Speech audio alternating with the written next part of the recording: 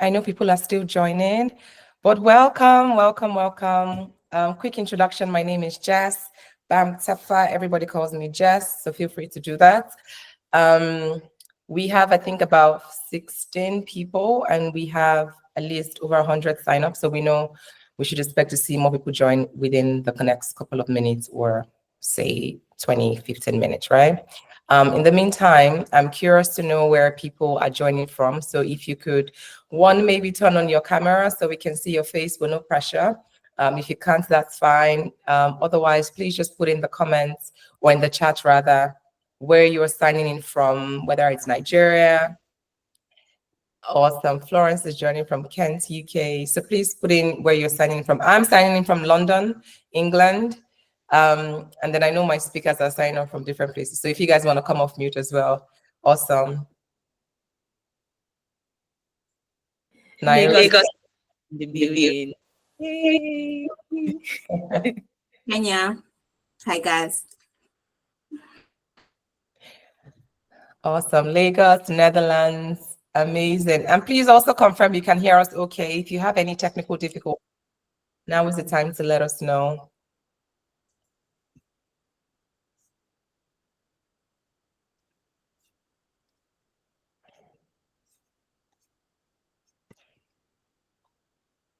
Okay. All right. So this is 10:04. I really want us to keep to time. Perfect. Thank you for Lucky for confirming. I want us to keep to time. So we are going to kick off. Whilst you guys are joining, as you join, please make sure you're telling us where you're joining from. For those who were not here, say 30 seconds or a minute ago, please let us know where you're signing in from, wherever you are in the world. We would love to know. We're going to kick off with a bit of an introduction. Welcome to Tech Without the Code. I give it an abbreviation, so it's just quite short. So it's TWTC session, and we're going to have an engaging session. So the rundown would really be, sessions in terms of like having the speakers speak, including myself as well, and then would have a time allotted for Q&A eventually. I'll show you guys that bit. Bisade and Cindy, please help admit the people that are coming in because I can't see the screen anymore. I'm now on the slide share, on the slide deck. Okay, a few housekeeping rules as you're joining in. Please keep yourselves muted to avoid any interference or interruptions as we speak. And then I hope that you do have your writing notes or your notepads, whether on your phone, your tab, or actual physical, notepad and pen, because I feel like you're going to be getting a lot of insights and lots of learnings from this session, not just from myself, but also from the amazing speakers that we have lined up.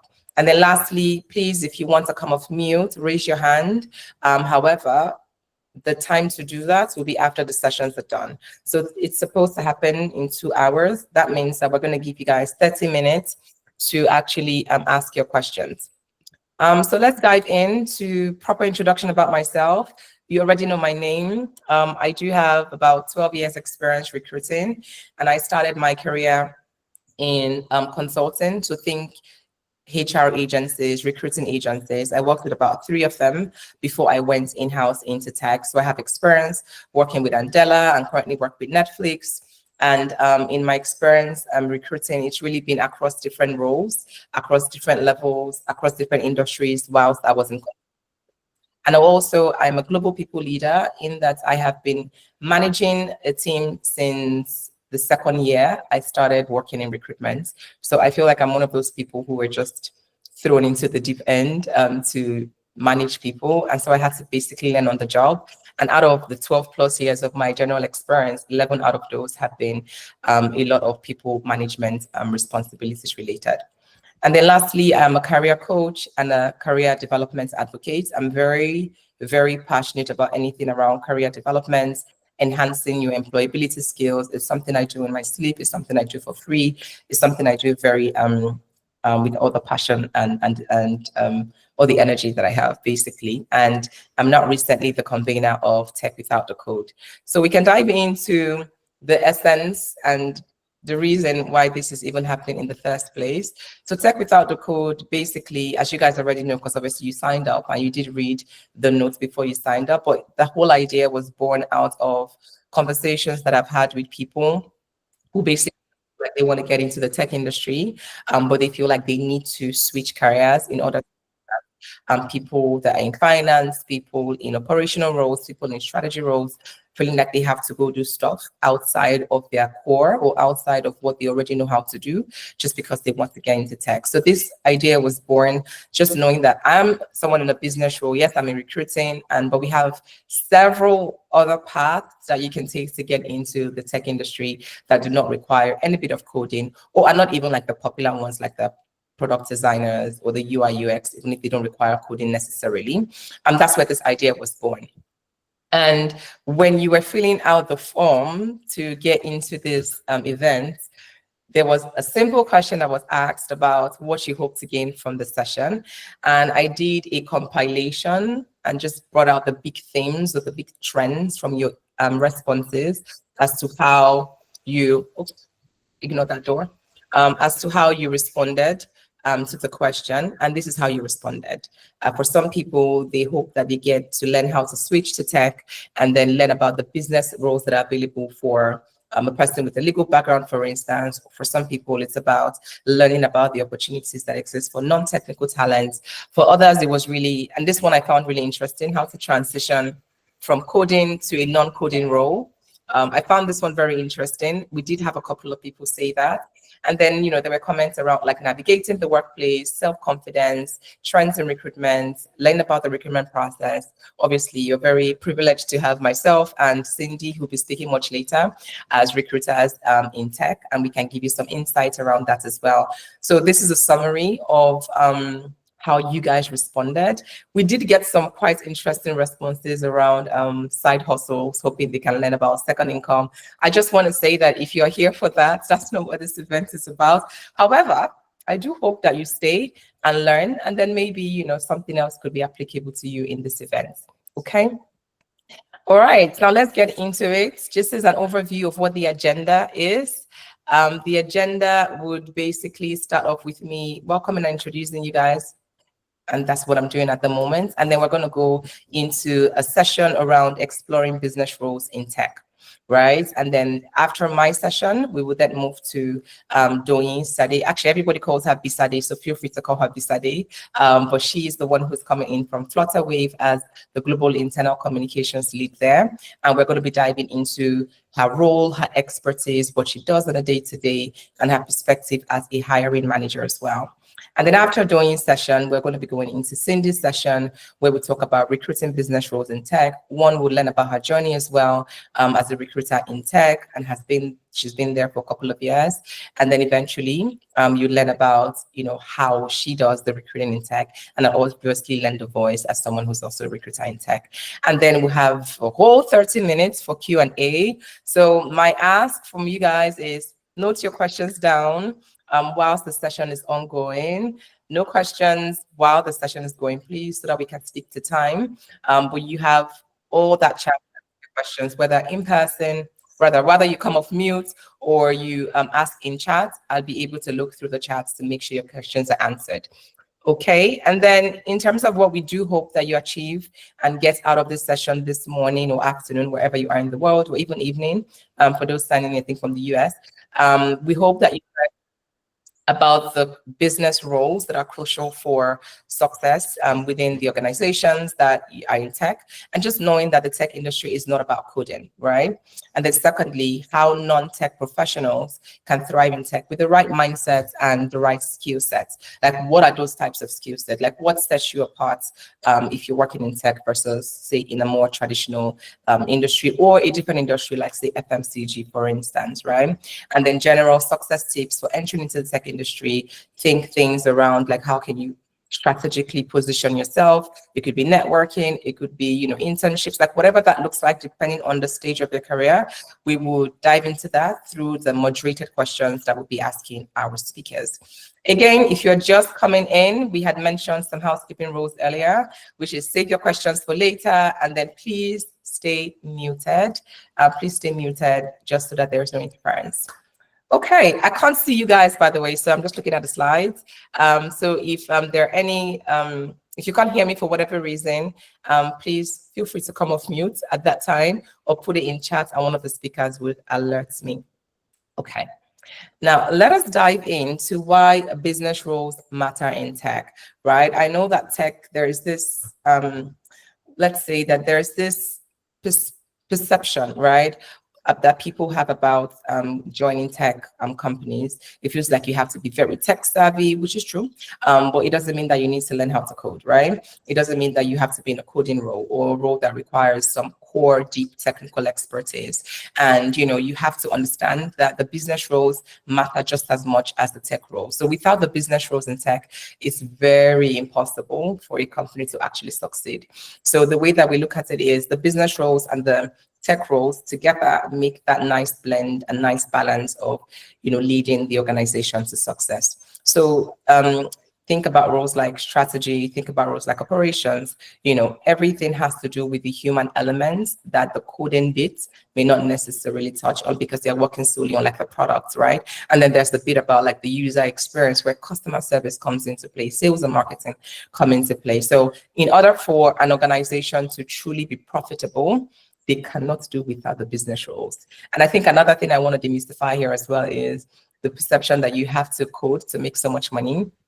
I can tell you for free as a recruiter and have been for over 12 years, there are people that are in the tech space that are not in tech roles that are even earning more than some of the tech roles that you want to be so much like. And it's not bad if that's what you really want to do. It's not bad at all. It's if that's your path and that's your desire, I'm very supportive of that. I spend time coaching people through that as well. However, there are other paths for people who do not necessarily want to get into tech through the technical path, right? And then here are more reasons why the business roles are very critical in tech. And then also giving you some examples of some of these roles, right? So we talked about profitability, we talked about, the human element. Now, just diving into the human element a little bit more, think about cultural integration. Like if you want to apply for a role, you want to care about the culture of the organization. How are they like as a people? What's the leadership like? What do they care about? What are their values? What stands out for the organization? What is aligned to you as well as a person. So that's where this comes in, right? You're not going to have the software engineers doing that for you. That's where the HR people come in. So think employee service, think HR operations manager, think HR business partners as well. Think recruitment and selection. So that's talent acquisition. We bring the people into the organization and we ensure that they're a great match to the culture. And then also think, D&I, that's the inclusions and diversity managers or officers. So these are examples of roles. And also think communications managers who are responsible for ensuring alignment as well within the organization. So that's part of managing resources. That's part of ensuring that the company is scaling at the rates that they do want to scale at. So there are several different roles. And these are just examples, by the way. If we really want to dive into it, we can get like 20 to 30 different job roles just on this alone, right?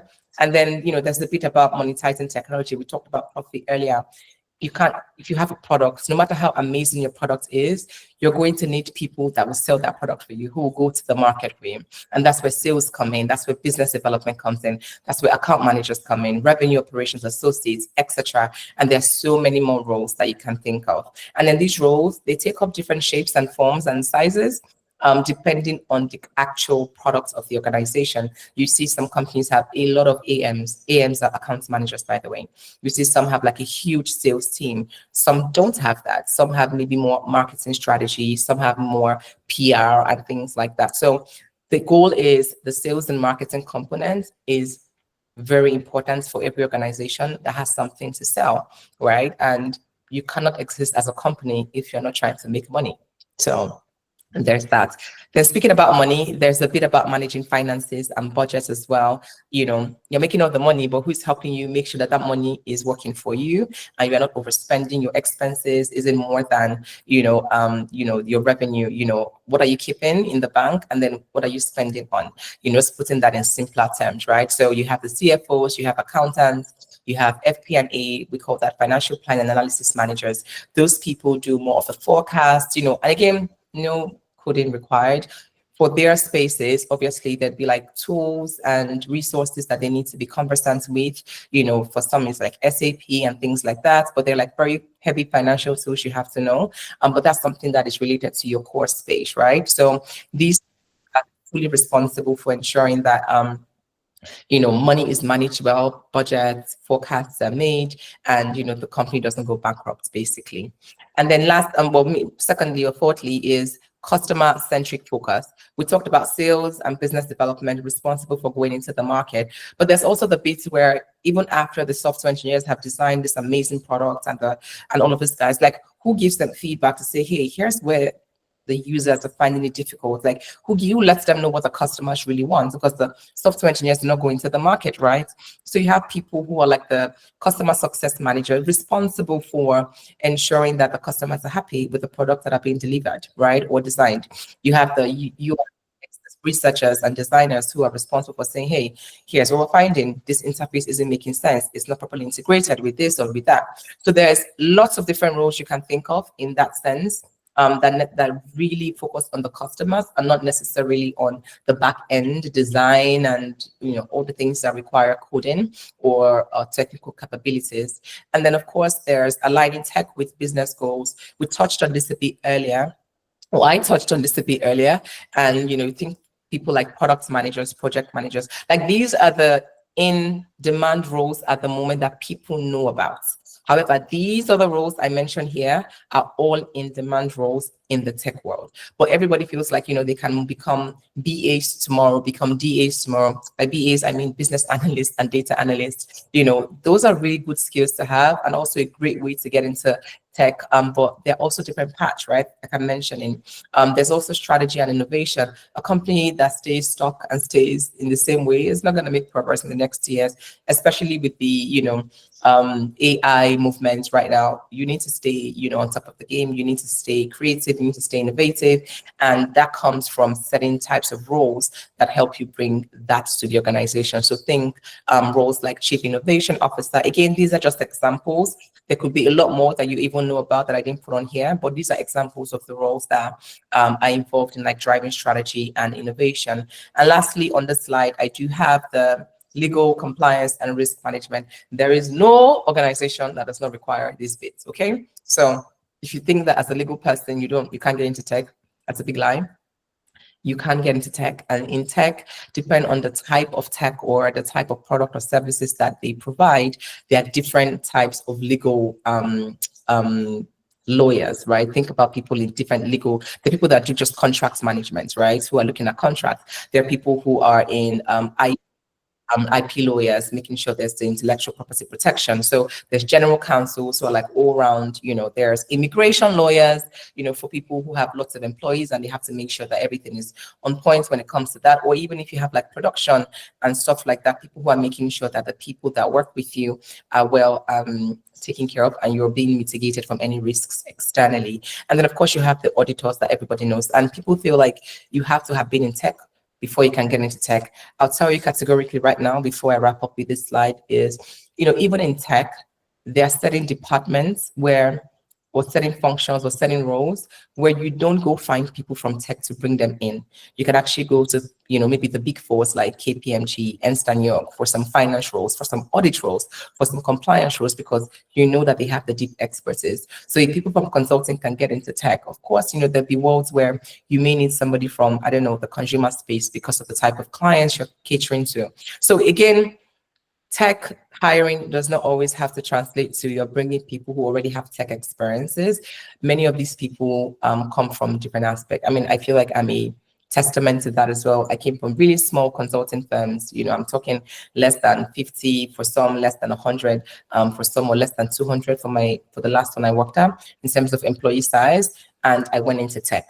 So it is possible, it is happening. Even when we hire, it is something we look at as well, and not necessarily finding people that currently work in tech.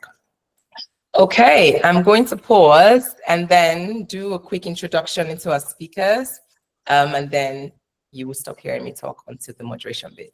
So let's meet our speakers. We have two amazing women, and let's not forget that the whole goal of this session is in line with the International Women's Day as well. If you are a male here, you are welcome. Don't worry, don't be shy. We know that we planned this out for women, but I did see more than a couple of male attendees in terms of registration. So you're welcome. We're not chasing you away. We're very happy to have you. So let's meet our speakers. Let us meet Doyin. Again, I say we call her Bisade, but yeah, her name is also Doyin Shadi. But Bisade is a powerhouse in corporate communications, internal culture building, and strategic storytelling. She works currently at Flutterwave, and she started and scaled the company's first ever internal communications function. So basically, Flutterwave did not have an internal communications function when she joined. She basically made that whatever it is today. And most of these types of roles, they're like template roles where you come and create your templates. So she basically had to figure that out and built it to this point where they now have over 1,000 employees, over 25 plus countries spanning across Africa, Asia, Europe, and North America. So Bisade, if you could just, I don't know, react or say something in the chat so they know that you're here, that would be amazing because I can't see you. And then the second guest speaker that we have is Cindy. Fun fact, Cindy and I have worked together a few years ago at Andela. Cindy is currently a senior recruiter at Microsoft. She's got over 7 years experience in the tech industry, and she's worked at Andela, as I said. She's got a very strong background, and I'll tell you categorically, she was definitely one of my best recruiters whilst I worked at Andela. And she successfully placed top talent in both tech and non-tech roles. So Cindy is deeply passionate about her work, dedicated to engaging, attracting, and landing the best talent for the amazing companies she's had the pleasure of working with. So we're going to dive in. I'm going to stop sharing now, and then I can see your faces. No one had their camera on except me and the speakers. Interesting. Interesting. So no faces to be seen. Okay, that's fine. If you feel comfortable, please turn on your cameras. It'd be good to see your face. However, we're going to dive in now into the questions, and we're going to be starting with Bisade. So Bisade, before we dive in to you specifically, I'd actually like to get a fun fact between you and Cindy. What is one thing you want people to know about you that people don't necessarily know about you today? Okay, hi everybody. Oh my God, I'm really excited to be here. And thank you so much, Jess, for putting this together. I really wish I had this opportunity before joining, tech organizations. But fun fact, so I used to be a dancer. Like I was literally, I think, first runner up best dancer when I was in secondary school. But right now, I can't even dance again. I don't know what happened. I don't know, maybe because of work.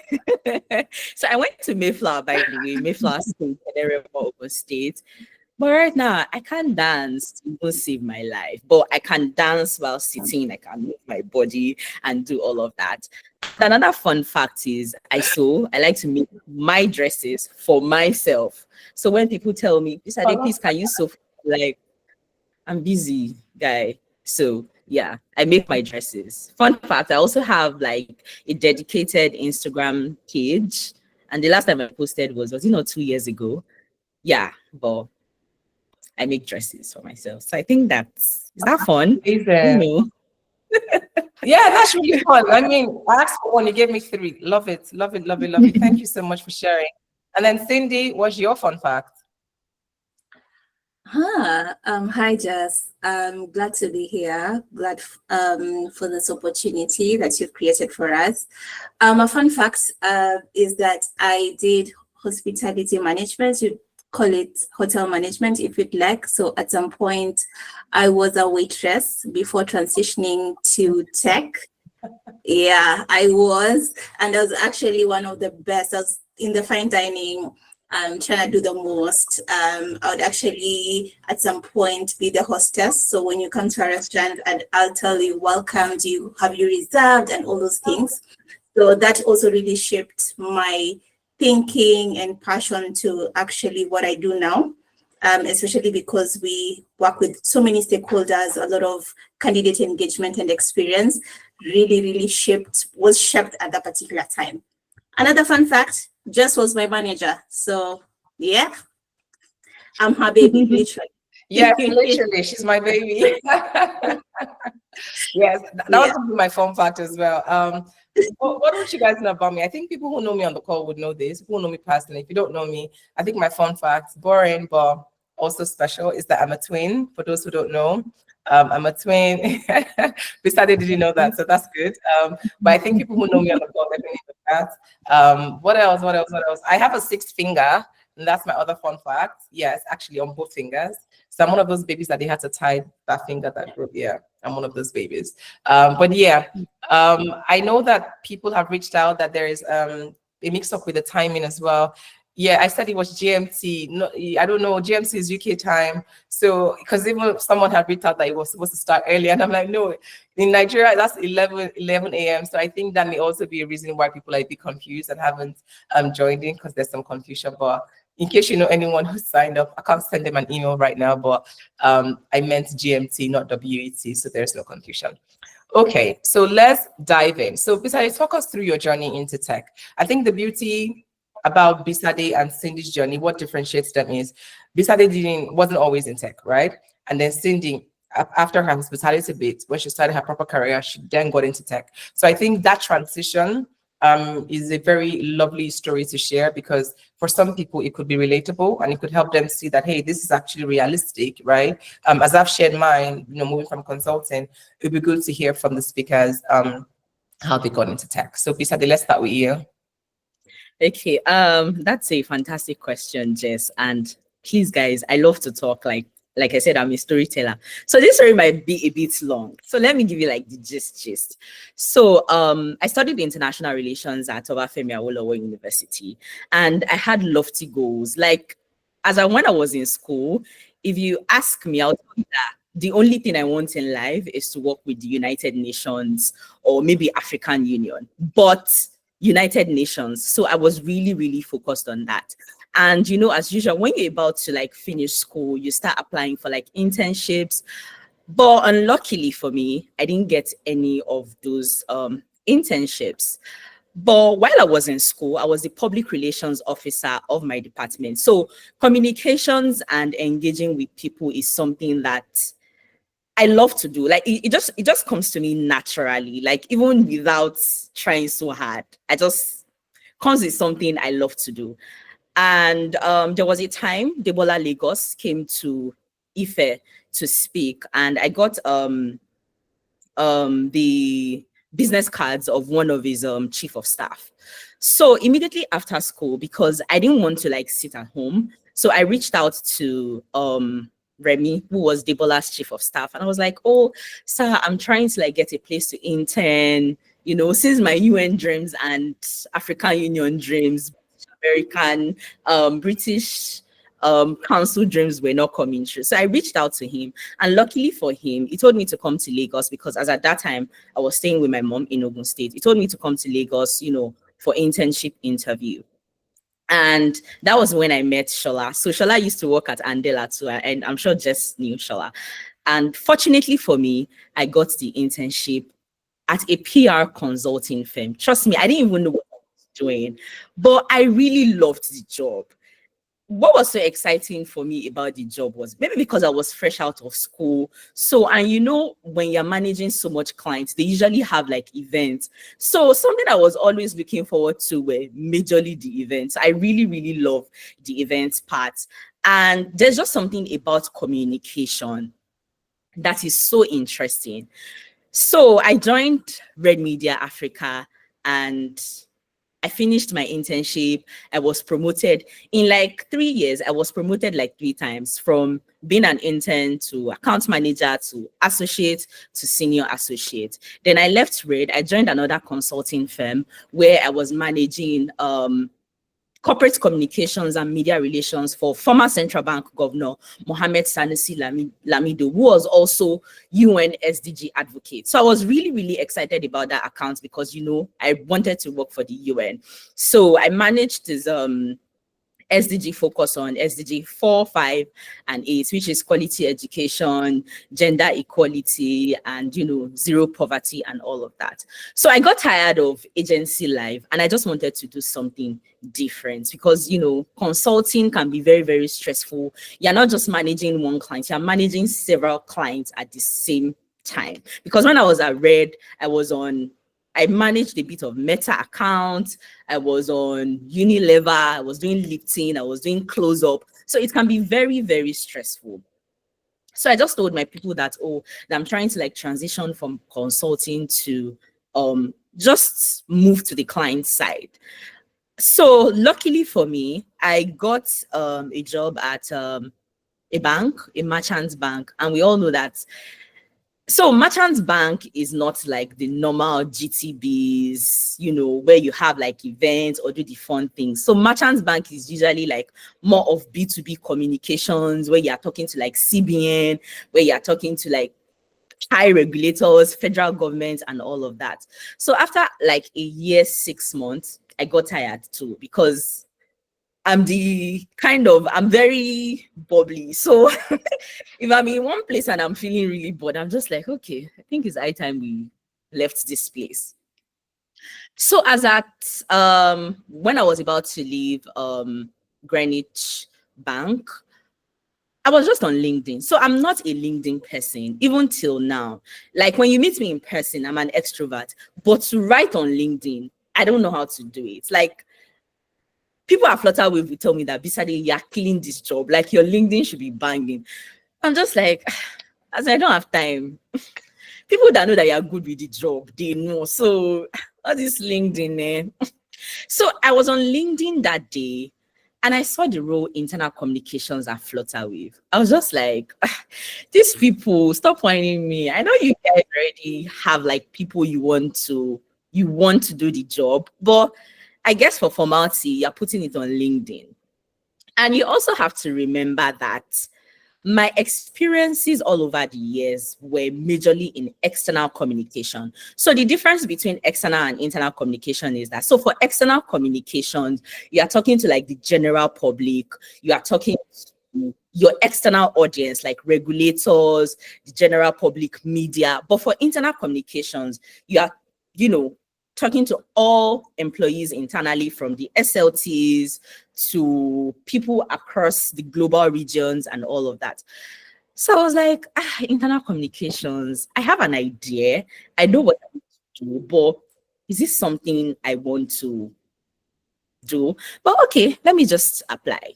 So I applied. At the same time, there was an opening at British American Tobacco, which I applied for, but that was just normal external communications. At the same time, there was also another opening for one global mass company. I wouldn't want to mention their name. But in my head, I never knew I was going to get Flutterwave, because I'm first of all, over 1,000 people. LinkedIn, when you post job opening on LinkedIn, you can see the number of people that actually applied for that job. I was seeing over 1,000 applicants within how many days. I was like, Jesus, okay, this job might not be for me, but I'm still going to apply anyways. And you also have to remember that aside from LinkedIn opening, there are some people that they also share with their friends internally that, this role is currently open in this organization, apply and all of that. So I just felt internal communications, that's not my strong suit anyways, but let's just try. And it's LinkedIn, let's just try. I did the application for British American Tobacco. I did the application for the other mass company. So I was interviewing for 3 companies at the same time. So when Flutterwave reached out to me, I'm like, okay, you guys are seeing something that I didn't see, but let's go. British American Tobacco too reached out, and the mass company too reached out. So in fact, there was a day I did 3 interviews in one day. It was my head was going to fall off my body. But like I said, I never knew I was going to get Flutterwave. In my head, I thought maybe it's going to be British American Tobacco and the other company. Yeah. So I got to the final stage of British American Tobacco interview. And when you get those emails of unfortunately, I was so sad because I'm like, if I'm not getting this one, is it not Flutterwave that internal communications I'm going to get? I was just like, okay. Fortunately for me, guys, I got the job at Flutterwave and I got the job at the other MAST organization. And I was like, but something about me is that, and I just wanted to say this, I might not have, as at that time, I knew about internal communications, but you also have to remember that I was doing more of external communications than internal communications. But I was so prepared for that interview. Like, I called my friends that were in internal communication. I asked them questions. So I didn't go to the interview with the mindset that it's internal communications anyways, they might not pick me. Yes, I was like, they might not pick me, but I also have to be prepared. So I was really, really prepared. Like, even when I was talking, you would think that my experience was more of internal communications than external communications.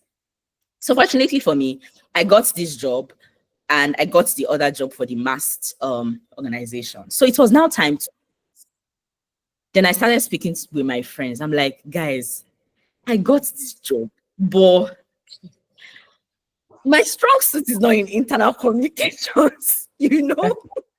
Beside the FYI, just a time total. I know that you give us this just for like 30 minutes, but also mindful that you have, just a few more Right. minutes to I'm wrap. so sorry.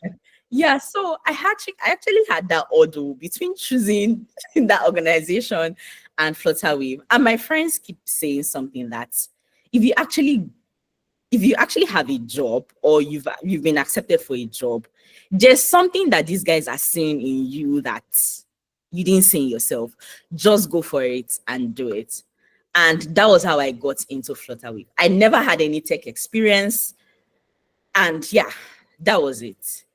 So yeah, and I love that story because we want it to be as relatable to the next yeah. person. That's the reason why they're here, right? Because not everyone felt like, was fortunate to just get into tech from the jump, right? And hearing your story, and I wish we had all the time in the world to hear this because even I want the whole tea. But I'm also mindful of time just so we can get into the, the thick of the conversation. So what does it mean, Bisade, to be an internal communications person? Because obviously you were doing external comms and you kind of gave us a great idea of what that looked like when you were doing that externally. But now that you're at Flutterwave, when you joined up, what did it mean to be an internal comms? So if there's someone on this call, for instance, who's thinking, you know what, this is sounding very juicy. I may want to actually, consider this if they're maybe coming out of school or just starting off in their career. What would you say? How would you describe your role as an internal comms person? Okay, thank you very much, Jess. I would say your job as an internal communications specialist is to create like a seamless flow of information in the organization among all employees. So you're ensuring that people have enough information, they are connected, they are aligned to the organization's goals, objectives, and priorities. Because oftentimes people work in silos. You see some things in press and you're like, oh, my organization is really doing this. Oh, other departments are really doing this. So your job as the internal communication specialist is to break down those silos and ensure that everybody is informed at all times. Aside from that, you're also in charge of culture building. Like for me personally, I curate employee experiences too in terms of culture, diversity, because you have to remember that we have over 1,000 employees across Asia, Africa, North America, South America, with different time zones and with different culture. So my job as internal communications is to ensure that everybody comes together. So you have to celebrate people's diverse culture, because the truth is some people don't even know some other cultures and they're just hearing it for the first time. And as human beings, because we are from diverse backgrounds, when you say some things to some people, it might be culturally insensitive. So your job as internal communications is also to sensitize people and ensure that people are connected, because as a tech organization, people will always work together. Different departments would always work together. So your job is to ensure seamlessness between those people working together, ensuring collaboration. Basically, your job is to like create a sense of calm in the organization. You're also in charge of what is being said, when it is being said, and how it is being said, because employees can be very, very sensitive. You know, people are very, very sensitive. They might say that they don't like how this leader is speaking. Oh, I don't like how the CEO is communicating. So you're also to help the SLTs, and that when I say SLTs, these are senior leadership team. Help them communicate, because as people, we have different communication style. So when you see what they want to communicate, your job is to advise them that this might not sound right to people. So let's say it this way. Even if you have bad news, there's a way you can say it. You know, you can use the sandwich method. Good news, the bad news, then you layer it with the good news. So there's a way you can say it that makes people feel good. So basically, I tell people that my job is to ensure that everybody feels valued and they feel like an integral part to our goal and mission at Flutterwave.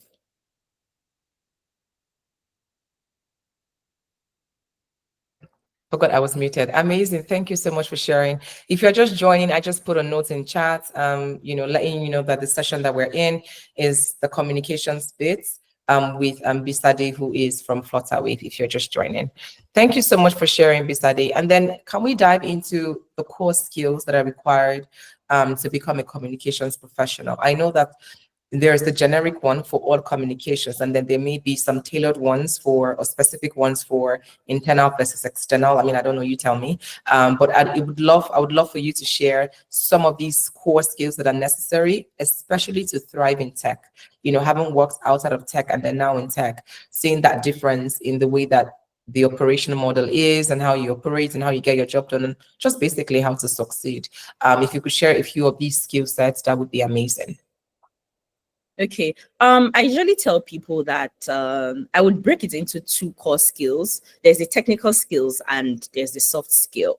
So the technical skill is you have to be good when it comes to strategy, planning, organization, execution. It has to be like top notch, because you have to remember that tech is such a fast-paced industry. So you always have to be organized and you always have to be prepared. You must have like crisis management skills. It is very important because crisis can happen at any time, So crisis management, you must be able to you should be an active listener. You should be able to like measure the effectiveness of your work. So when people ask you that, oh, this campaign you did, what was the result? You should be able to like sell it and tell your story. You have to be very analytical as well. You have to be, sorry, I wrote down a couple of skills here. Yeah, storytelling. Storytelling is really, really important. And you also have to be very familiar with AI tools, because sometimes you can be very overwhelmed. So you need help. Do you understand? So you have to be very, very familiar with AI tools. If you have new AI tools and you don't know anything about it, just check YouTube, Google, ask friends about it, because that might help you as well. And the reason why I also said AI tools is because as comms professionals, sometimes you want to create designs, sometimes you want to create like videos, and the people in design, they are very busy. The people in the media production team, they are very, very busy. This is where your own skill comes in. You know, you can go to Canva and quickly create something by yourself. You can use CapCut to create something, short video by yourself. You can shoot the content yourself and just do the editing by. It doesn't have to be perfect, but just learn how to use those tools. For soft skills, you have to be an influencer. Like I tell people, you have to be a people person. I'm still learning on the job. And I think what has really helped me is that it just comes to me naturally. Some people don't have that skill. But for me, I'm happy that it comes to me naturally. So you have to be a people person. You have to be an active listener. You have to be able to influence people, because your job is to influence people. For example, you want people to partake in your campaign. Let's say you want to like release a new product now, and you know that it is very important to do internal testing before your product goes out externally. You have to be able to influence people that they should test the product, because everybody is busy. So because people might tell you that I don't need the product, so why am I test? So you should be able to like influence people to do things for you. You have to be very curious, like know what people want. You can't satisfy everybody in communications. Trust me with that. You can say something that is very, very nice, and somebody just comes to you on Slack and be like, I don't like the sound of that. And 95% of the people are saying that, oh, fantastic. Yeah. And you have somebody complaining. You'd be like, okay, so what could I have done better? Because these are your customers. So yeah, so you have to be very curious, and people will really get on your nerve. Trust me, because you're like everybody. It's so funny because sometimes when I did a survey last year, and I had about 95 to 98% of people saying that, oh, my comms are always clear.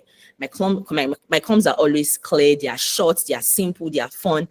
And somebody said, your comms are so boring.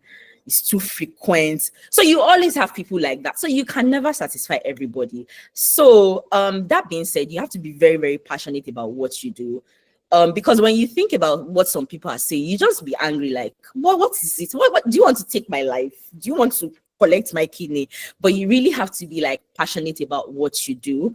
You have to be tenacious, like that is very, very important. And you also have to be very challenging, because sometimes you see SLTs, they want to communicate something, like they want to say it how they are feeling. And you'll be the one to tell them that, if you say it like this, they'll call you out on social media. People do not care. So you have to say it like this. So you have to be sometimes you have to be able to like challenge authority, not in a very, very bad way, but in a very, very subtle and calm way. And you should be able to make them see reason why they are doing it your own way. Because at the end of the day, they see that, okay, thank God we didn't do it this way. So you have to be very challenging at times. So Like that. Thank you so much. There are a couple of things that stood out to me. The bit about influencing, and just this last bit about the SLTs, because I think that's where it gets really difficult across board, whether you're in HR, whether you're in operations, if you have to challenge leadership. And I think especially in communications, FYI, for those who don't know, the thing about communications is everybody is her stakeholder. It's not a case where she's just like catering to only leadership or only this. Every single person is her stakeholder. Every single employee, is her stakeholder, because she's sending messaging to them. Feedback comes from them, and that's what informs how she does her job. And one thing I really like that you said as well was about leveraging AI tools. Because my next question is quite in line with that, which is how has your role shifted or changed over time, just as the organizations and the working economy basically has been evolving? Because the thing about our roles, just generally any companies, that it switches, it changes, and there's even a bigger shift now that we've got today. So how has your role changed over time, say in your whole time with Flutterwave? Like I mentioned earlier, tech is so fast. Tech is so fast paced. So you're not doing the same thing like every day, because things are constantly changing. It's either there's expansion or there's new policy. Somebody is coming with new policy. So you have to be very, very adaptable. That's the word. So AI tools, ensuring that your communication is on point, it's not too long. Then there's also like I mentioned earlier, there's also like the global remote work as well. You have to remember that people in the time difference, there's a time difference for people in India, to people in Africa, to people in South Africa. So you always have to know like when to send out their comms. So it's constantly evolving. That's what I have to say about that. It's constantly evolving, and you have to be very, very adaptable.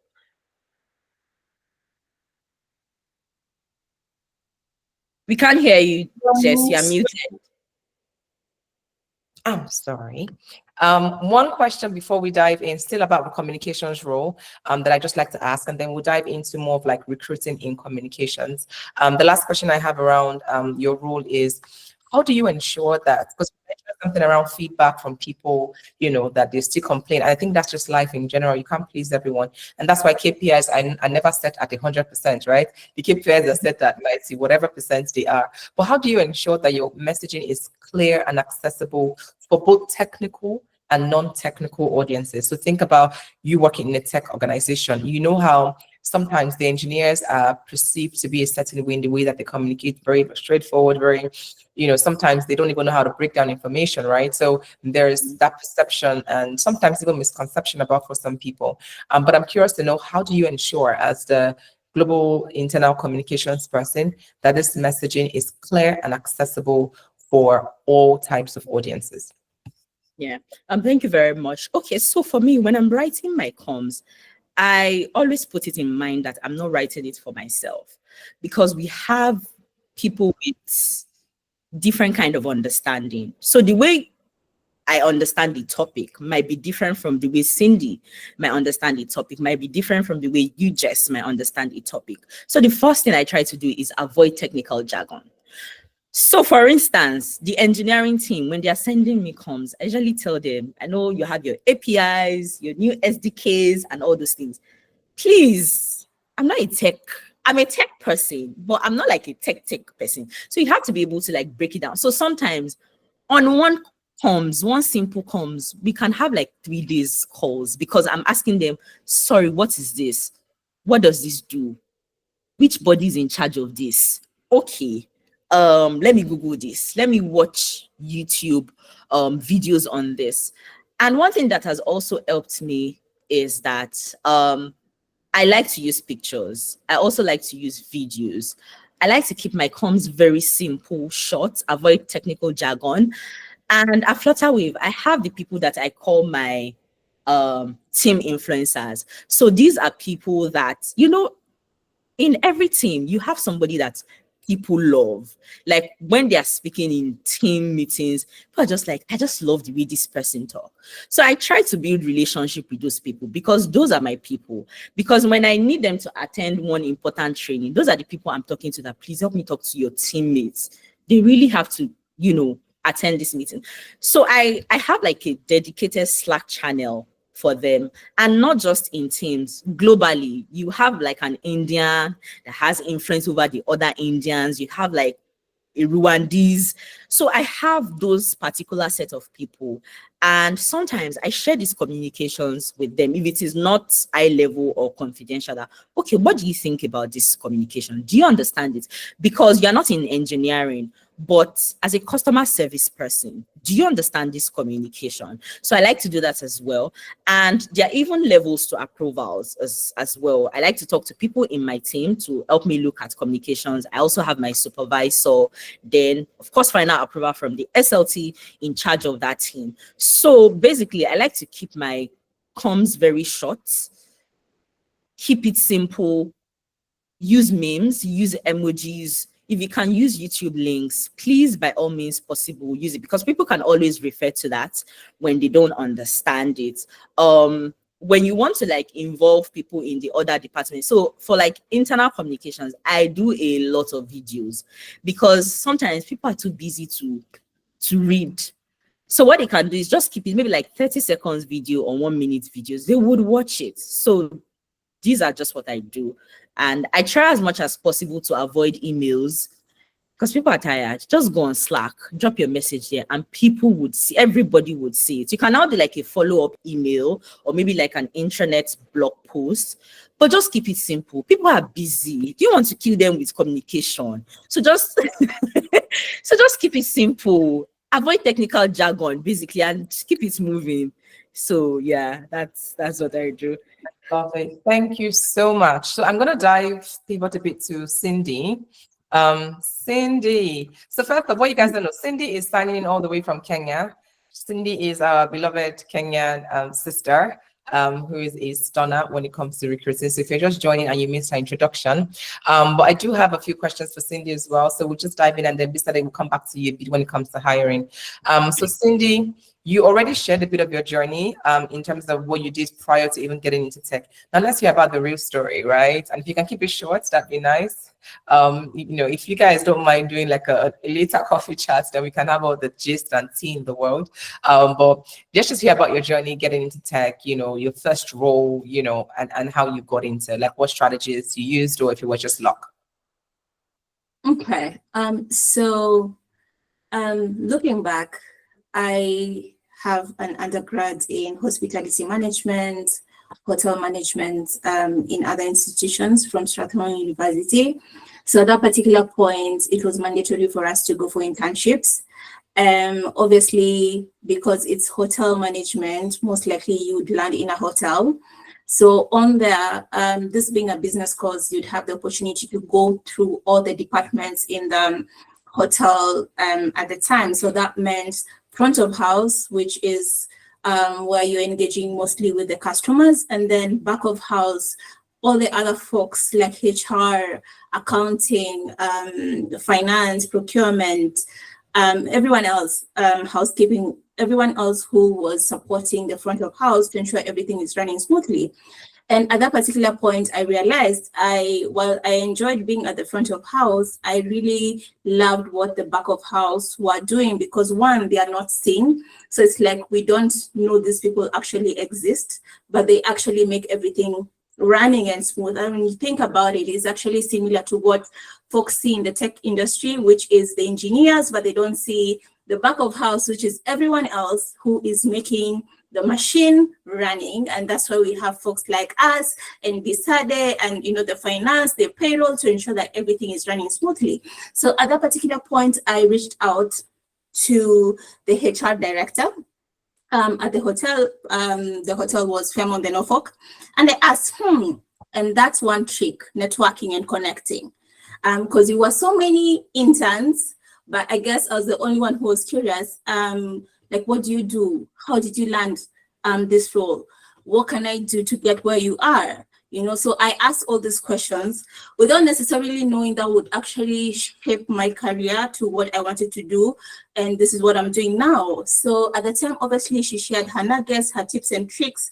And obviously, she did understand that I do have a background in hospitality management. So one of the things she said was, I think if you did a certification or a higher diploma in HR, you would be able to, get into it very quickly.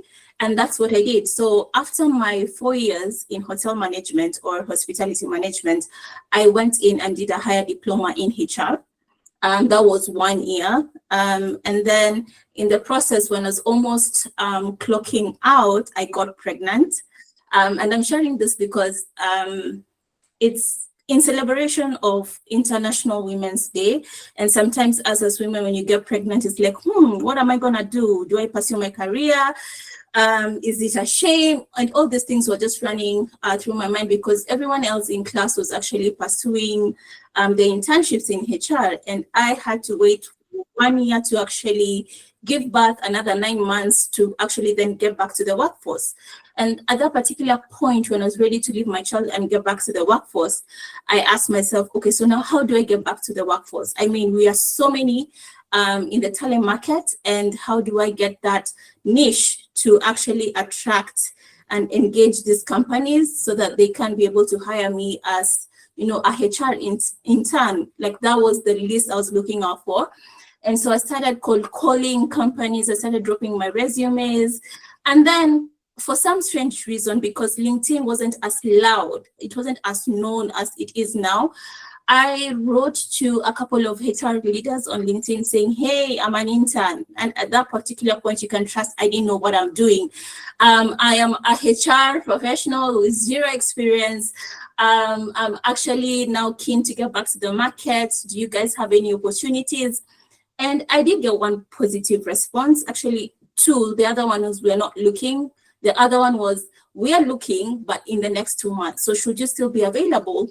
We will call you you'll apply, and then we can call you for an interview and see what you got. So 2 months later, applied for the role, went for an interview in a media company, Royal Media Services. It's a huge company in Kenya, actually. Did an interview. Of course, when you go to the interview setup, you are so many of you, and you're like, hey, all of us, this one role, how am I gonna get it? Anyway, I went, did the interview, and then a week later got called that I was successful and I should come sign the contract and start immediately, which I did. Obviously, this role meant everything to me. So I was very diligent, very committed. I did everything that I was required of. I was honestly just doing the most.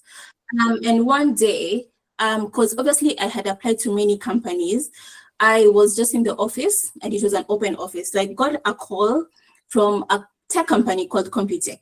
And they said, hey, you had applied for this role. Would you be interested to come for an interview? And I was like, oh, no, I got another role and I can't come for an interview. So my boss at the time was like, did you just refuse an interview? Guys, be diligent in what you do, no matter how small it looks, like be diligent. My boss at the time was like, oh, Cindy, I think you shouldn't have refused this interview because yes, you shouldn't have refused this interview because actually we're not paying you anything. And if you get an opportunity that is paying you something, a stipend, seeing how you work, I think you'd be a blessing to these other companies. So if you get an opportunity, first apply to as many roles as you can while you're still here. You have my blessing. I mean, obviously come do your role and responsibilities as is required of you.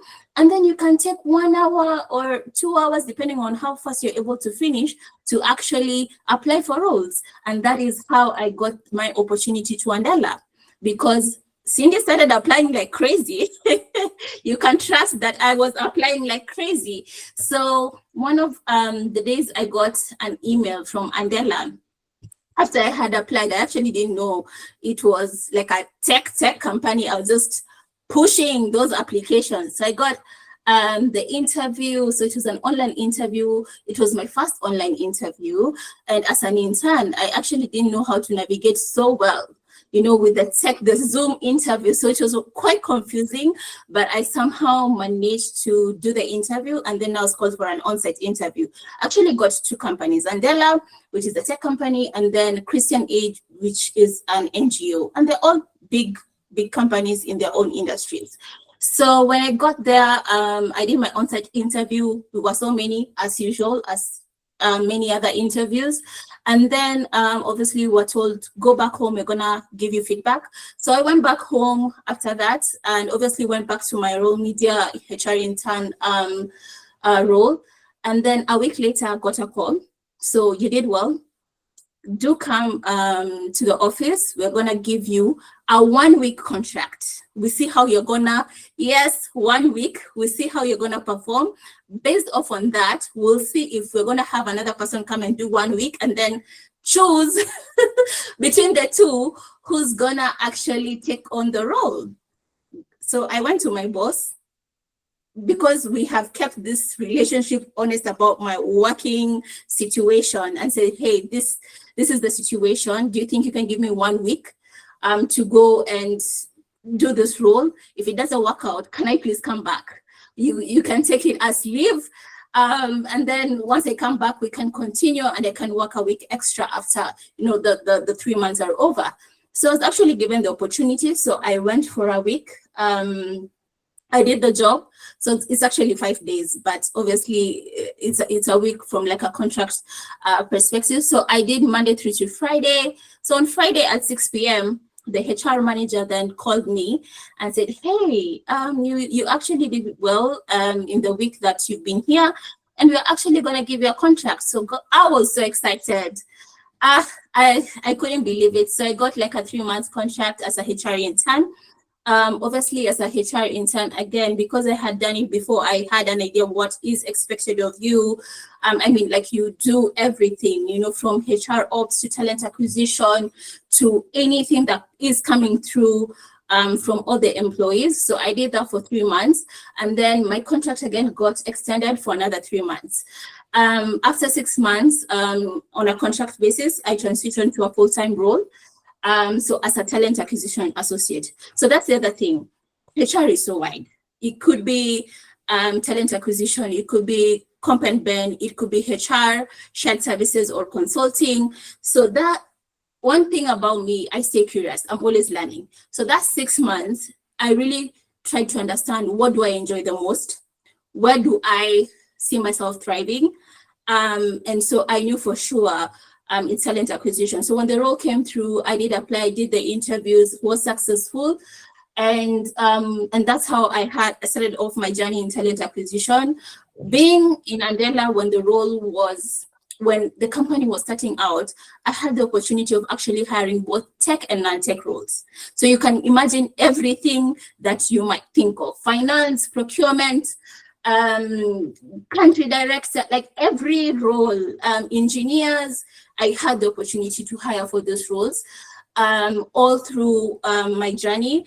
Mostly at some point, it was like a mix of both tech and tech. Actually, I think my entire life and then it was actually both tech and non-tech. And then 2 years later, 4 months later, Microsoft reached out. There again, I could say I didn't apply to Microsoft. They reached out to me via LinkedIn. Now, this is what you think about positioning yourself on LinkedIn. What's your headline looking like? How are your duties and responsibilities stated out on there? Do you have any recommendations? Do you have any skills highlighted over there? Are you using any keywords? I actually think they were able to, reach out to me because I really leveraged on the keywords. I was looking at my job description, looking at my job, and then what are some of the things that I do that I think are important? And that's how I think they got to reach out to me. So I did an interview. Remember, at Andela, I'm full-time. Did the interview, joined Microsoft as a contractor, like on contractor basis. Did that for 2 years. My focus at Andela when I joined was Africa. So a lot of tech roles in Africa. And then after 2 years, transitioned to a full-time role. And at that particular point, it was now EMEA based, but then still software engineering, a lot of now machine learning, principal software engineers, senior, middle, junior software engineers, but now just purely software engineers. And now just recently transitioned to a role that hires both tech and non-tech, because right now I have folks in procurement, I have folks in hardware, and still in, I would say both tech and non-tech roles in the data center space. So that's my journey to date. And I love it too. Amazing.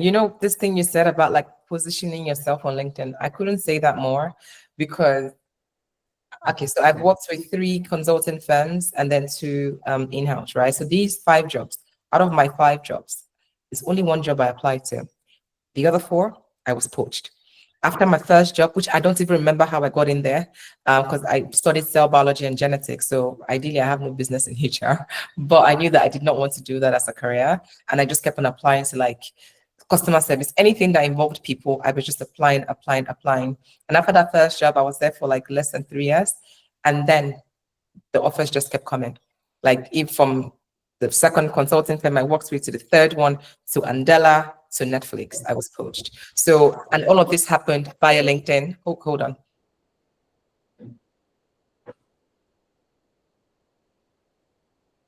Sorry, I have 2 kids, FYI, so this will happen. Anyways, so my point is LinkedIn is so important because that was the platform that they leveraged to reach out to me in the first place. So I couldn't describe the essence or talk about the importance and how crucial LinkedIn is more than I have or Cindy has. About Cindy, so let's dive in. Obviously, we know what recruiting is, right? Everybody knows that, okay, recruiters are the ones that bring talent in. But I also know that beyond recruiting, there's so much more that we do, that is related. So it still comes back to that. So there's the inclusion bit, there are projects that we work on. Can you share maybe one, just in the, interest of time, one example of, something or 2 examples of things that you do beyond just like looking at them, sourcing talent, interviewing them, putting them through the process, etc.? Okay, so the one that comes to mind, because I think I'm a beneficiary of it and I love it so much, is internal mobility. And just talking from experience, both in Andela and Microsoft, I've had the opportunity to move quite a bit. For example, I joined Microsoft as a talent sourcer. That means you are reaching out to folks on LinkedIn and working in tandem with the recruiter to actually, put them through the process and getting them an offer. And now very recently transitioned to a recruiter role.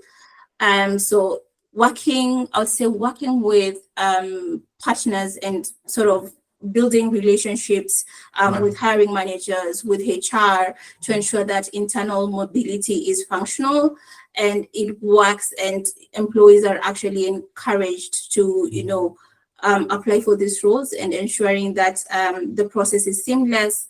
Whilst also looking at, obviously, when you talk about internal mobility, folks might think, okay, so now when roles are applied, we are only thinking about the internal folks, and we are not looking at folks that are external. No. Internal mobility doesn't take away, and it's one of the ways I think as recruiters, we do ensure that there's that continuity, and it actually works very seamless to ensure both also the internal employees are happy and are engaged with their roles and have that freedom to actually move from one role to the other. And sometimes it could be a lateral move, sometimes it could be a promotion, depending on the role that is open at the time. So that's one of the ways. Amazing. Thank you so much. Now, I'm going to dive into the juicier part of the conversation, which is why I think a lot of people are on the call, which is about like career switchers, right? People who want to switch careers. So I guess this question it's a very fast question, but it will have like some bullet points on that. How would you, so first off, let's go into practicality. Can you give me some examples, in your time as a recruiter, and Bisade, feel free to chime in as well, of examples of people who have transitioned into the tech industry from non-tech industry successfully. So, because obviously you hire procurement, and I know that in procurement, you don't necessarily always have to find people from tech, right? It depends on what they're procuring really. So give us examples where, you did not go out to the market to look for people from tech. You had to go to other industries.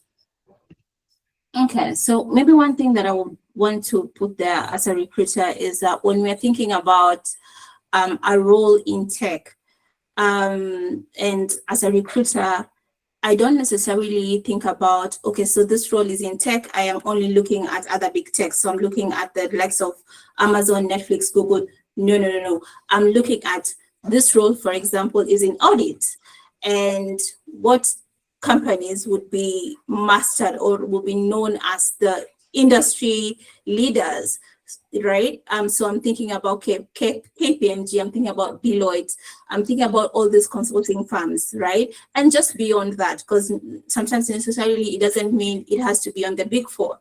So examples I'll say is I've been able to hire folks, for example, from, I can't really go into detail due to GDPR, but I would say I've had the opportunity to hire folks, for example, from GE, in finance. Like I know of one lady that I hired from GE, came to Andela as a financial planning controller, and then now she's currently working at Amazon in Europe as within the same line.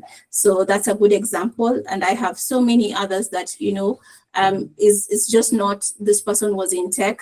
Most times actually, because Andela was like a fast tech company, right? I would say most of these folks, including myself, weren't coming from a tech background.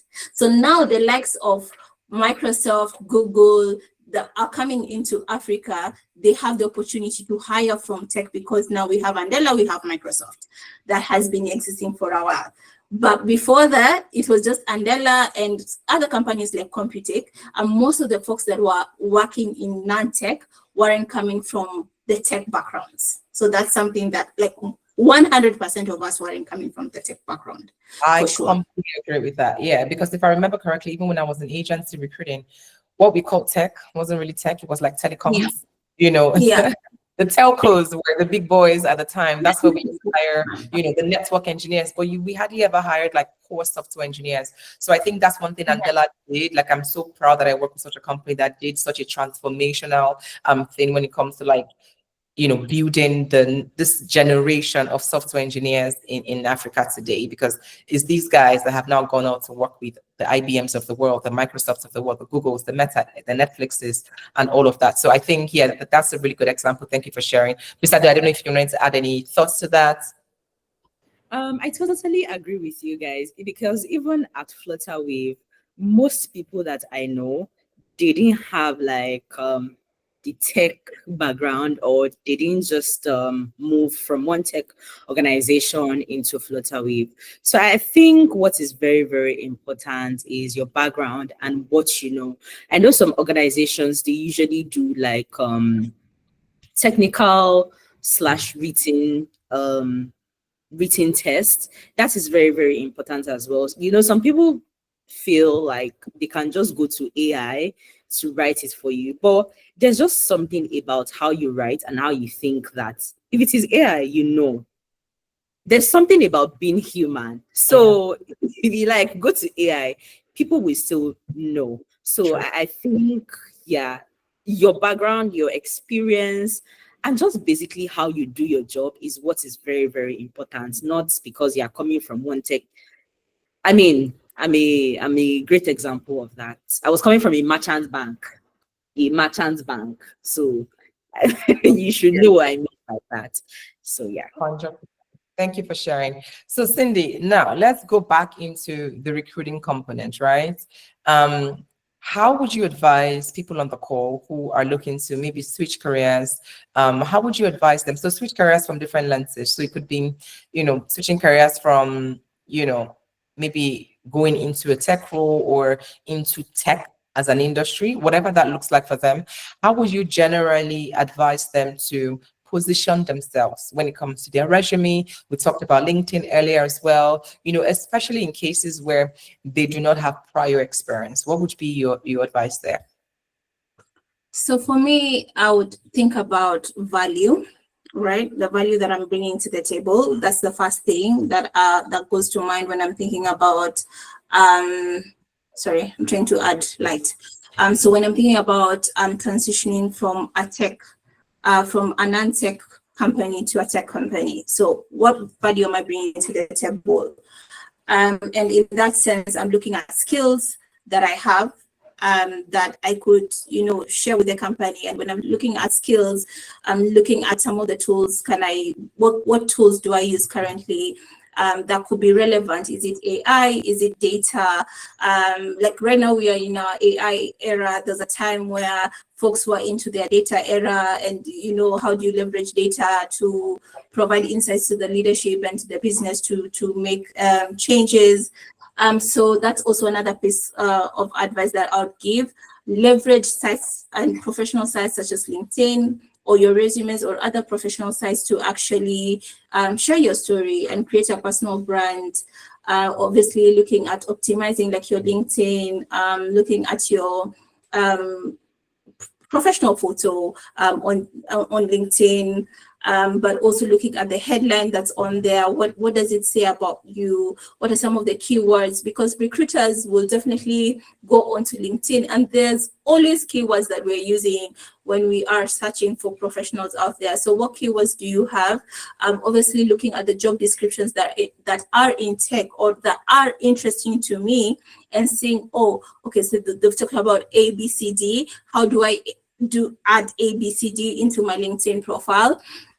Obviously, leveraging also referrals, I would say. I think it's also very, very important, as well as networking with folks that are like-minded. So being able to identify people that you see as mentors per se, and seeing how their LinkedIn profile looks like, but also being able to reach out to them, connecting, and obviously being very clear and concise, right? So you don't go like, hi, I'm Cindy, I'm looking for a job.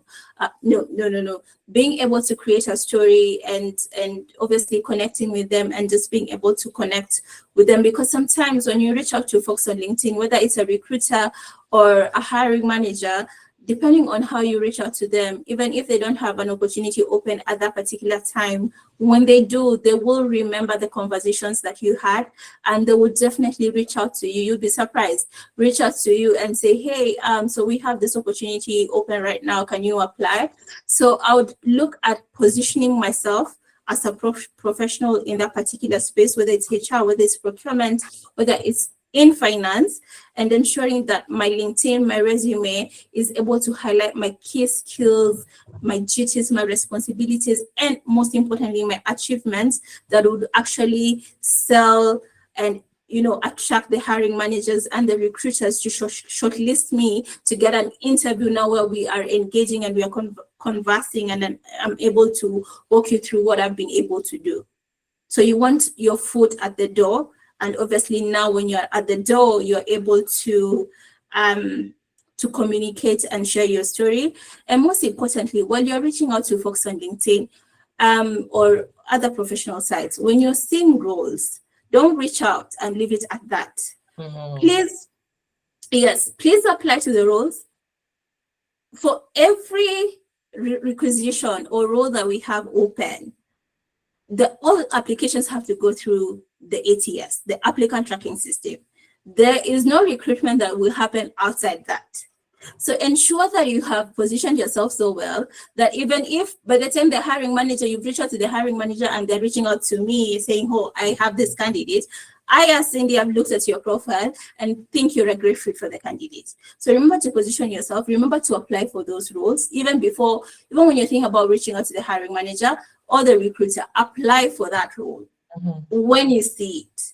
And even possible, as soon as you see it. As soon as yeah. As soon as you see it. Don't wait 3 days later. 3 days later, Cindy has already reviewed the first 100 and submitted.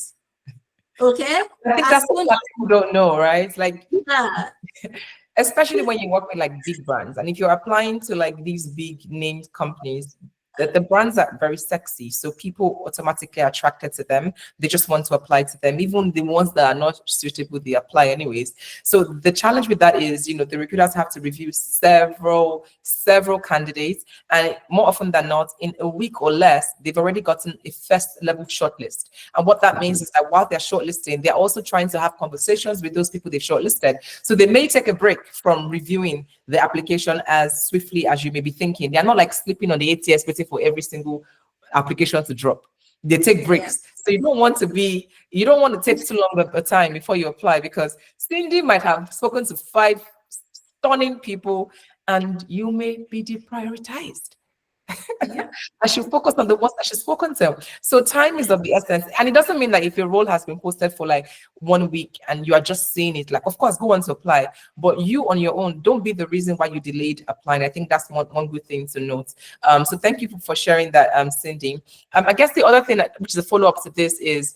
And just before you go to the other question, there's another point that Bisade highlighted. So like on LinkedIn, when you see 100 folks, 1,000 folks have actually applied, that shouldn't make you hesitate to apply, because not so many people see the application to the end. That's very important. So apply to that role. Yeah. And not many of them are suitable. We just exactly. Yeah. Some are just curious. Okay, so let's talk about because what we've talked about sounds very much like it's more helpful for people who actually have some type of experience.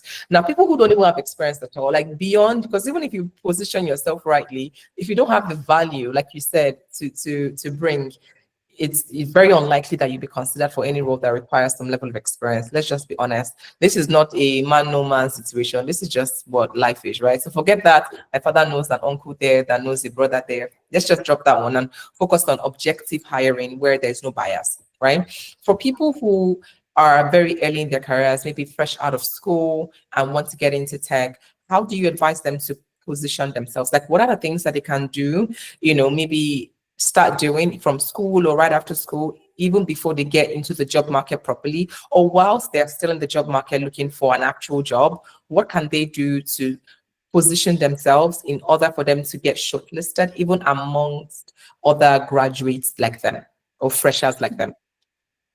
So for me, I think about number one, the projects. The project that you've done in school, because on there you're going to collaborate with folks, you're going to problem solve, you're going to be adaptable. And these are things that we actually look out for a lot in tech, because when you're talking about being in the tech industry without non-tech, within the non-tech space, these are some of the things that they look out for. Projects. What did I say? Projects. Number two, I talked about, okay, wait, are they disappearing? So when you think about, for example, projects, you're thinking about what you did in school, things such as adaptability, things such as customer focus and obsession, things such as problem solving, autonomy. So being able to work without any supervision. So for example, a lot of these tech companies are global. So that means in Africa, your boss, I'm an intern, I'm in Africa, your boss is in the States, or your boss is in Europe. So they're not there with you. Can you work without any supervision or minimal supervision? So think about those scenarios in the class environment, or in your internships, if you had the opportunity to go for any internships that would make you quite, marketable for the tech industry. And honestly, these things that I'm talking about, such as customer focus and trying to see, for example, if you're working on a project, who are your customers, who are your stakeholders, how are you able to engage them, how are you able to,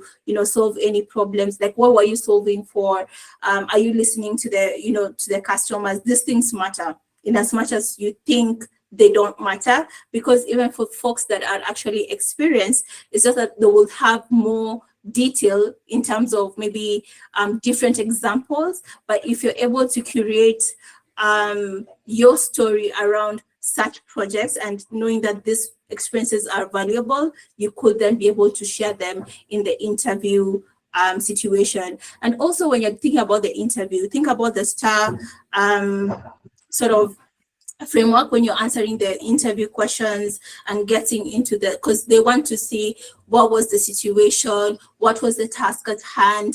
So sometimes you really don't have to think about, I have done this. You can think about, I'm in this situation.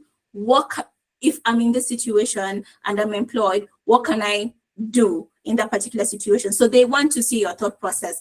And sometimes it's not necessarily that you've actually worked on that project. No, if you're in that situation, how would you go about it? So that's also something that you want to think about. Amazing. And then I'm going to ask one final question because I'm being mindful of time. And this one is the one that could have two parts. And Bisade, I would love to hear your perspective on this as well. So my question is pretty much around your thoughts, both of you, on how important is it for anyone in tech that is not a core tech person to learn technical skills, like think basic coding, data analysis for non-tech roles? How important is it to learn technical skills?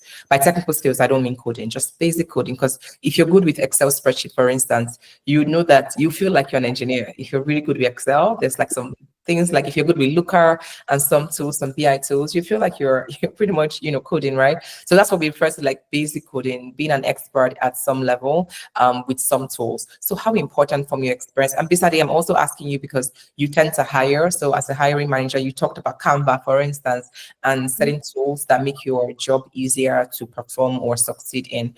So from both your experiences, how important is that? So I don't think it's important to know how to code. That's just me, because I've hired so many folks that I don't have any coding experience. One thing that I can say though is stay curious. Whatever new technologies that come through, so for example, AI or data, you'd be surprised even engineers are also in their era to understand how AI can be useful in their job. So it's just not me in HR or you in finance or Bisade in comms. Like all of us, we are trying to see how we can incorporate and make our lives easier with AI. And that has nothing to do with code. No, it's not a must for you to actually know how to code. I think the most important piece is being curious, understanding what is an emerging trend in your domain and focusing on that emerging trend. So whether it's AI, whether it's data, for example, I would want to think at some point we are all looking at, I don't want to be a data analyst, but how do I incorporate data into my day-to-day work, right? So how do you then incorporate the emerging trend into your role and make that successful and work for you?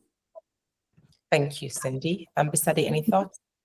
So I totally agree with Cindy. So let me give you a practical example.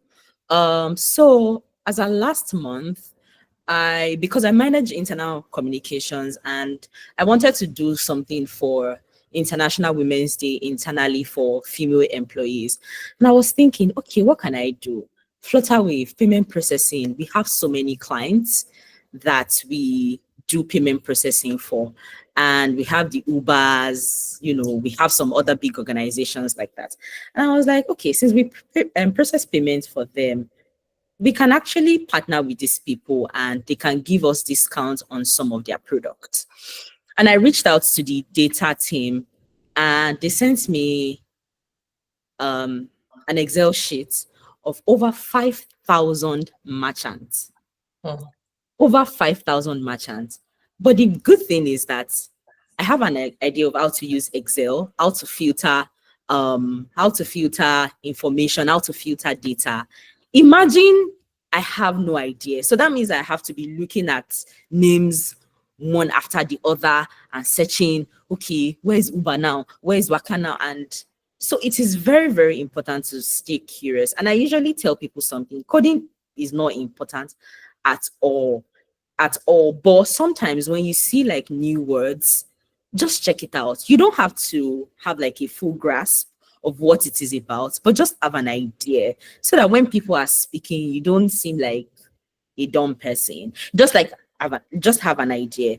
Microsoft Word, know how to use it. Excel, just learn the basics. You might not know how to like filter values, you might not know how to like filter numbers or how to correct, but just learn the basics. Like nobody's an island of knowledge. You can always ask people. So leverage on tools because it will really, really help your work. Like when they sent me that data, like the merchants list, in 10 minutes, I was done. In fact, the data lady was shocked. I was like, yeah, I can use Excel. I'm not perfect, but I can try. So it's really, really important because it's not just, it will help you. It will give you peace of mind because you have an idea of what to do. And it just helps with your productivity. So please learn, but coding is not necessary at all.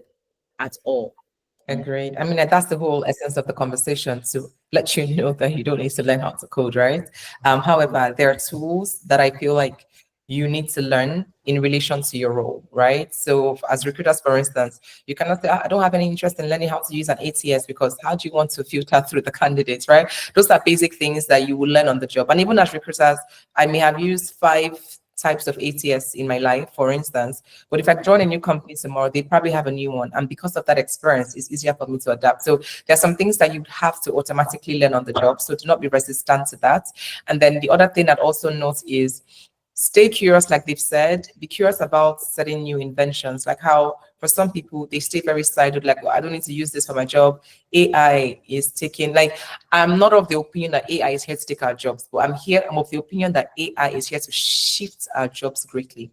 So if you're still thinking that everything is human dependent, then you are in the past. If you want to move into the future wave, you have to accept that there are certain things that AI can now do for you that makes your life easier. So that also means that it frees up space in your skill set to go and learn new skill sets to make you even more valuable. The thing that I'd also note as a final note, or final, statement is, whilst AI can do several things for you, the job, what AI has also done or is doing in terms of the journey of evolution in organizations and working and hybrid models and whatnot, what it's doing is that it's forcing employers to change their hiring strategy. So the strategy is no longer focused on roles, like, oh, we need to hire a procurement person, a person that can procure. No. they're looking for skills. So the job market has shifted from, it started from degree based like years ago, like, based on what you studied in school, what your CGPA was. That still matters in some industry, by the way. Like, if you cannot not study medicine and become a doctor. You cannot not study law and become a lawyer. Impossible. So there are some regulated industries where that will still continue to matter, right? And that's their own basis of shortlist, because I'm not going to go to a doctor who doesn't have a medical degree. Like, God forbid, like, you're not a doctor, right? So that will continue to matter. However, in the support function, support roles, like the business roles we're talking about, you have to understand what skills can enhance your roles, and then you have to think about what skills you have to learn, and that could be from networking, from with other people, in like-minded people. YouTube has so much to offer. Like, I don't like, you see Excel. I'm not a pro, but there's nothing I cannot do on Excel. And that's because I'm gonna go on YouTube and learn. I don't even need to ask anybody, show me how to do it. There are videos there. Go and watch them. There's just too much within our purview that we need to leverage in order to help ourselves, be more efficient and effective at our jobs. Okay, this has been so much fun. I do have a lot more questions for these ladies. However, I want to make sure that you have sufficient time to ask questions. So I know some people have jumped off, maybe network issues and whatnot, whatever the case. While you're here, Bisade, did you want to say something? You're raising your hand. Yeah, so I just wanted to say something quickly about, you asked a question about how, I think Cindy was talking about maybe you're fresh out of school and you're trying to like join tech this thing. Okay, I just want to say that sometimes you might feel that school is just all about learning and learning and learning. There are so many opportunities that you can take up in school. For example, when I was in school, I was a public relations officer of the department. So I'm in charge of PR activities. And that was what really helped me to get the internship at Red Media Africa. And I also want to say that internship is very, very important, especially when you do not have background in that certain field. And it's not everybody that is, some people are very, very lucky that they get job in tech like immediately after school.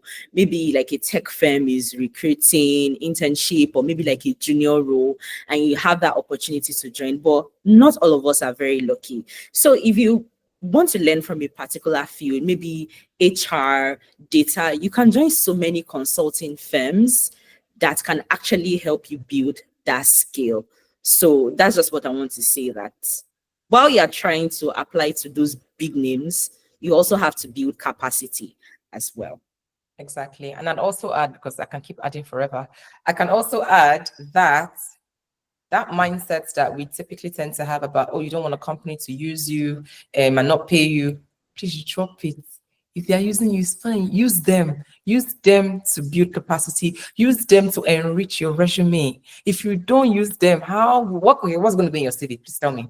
What's going to be in your CV? You get a chance to intern for free and you say, who pay my transport money? I don't know who pays, but if they say they're not going to pay, figure it out. If it's something you really want, whilst you are looking for a job that actually pays you, at least you're doing something. So please, let's do away with that mentality. Of course, there are companies that are out to use people, but use them as much as you can and then dump them. It's not hard.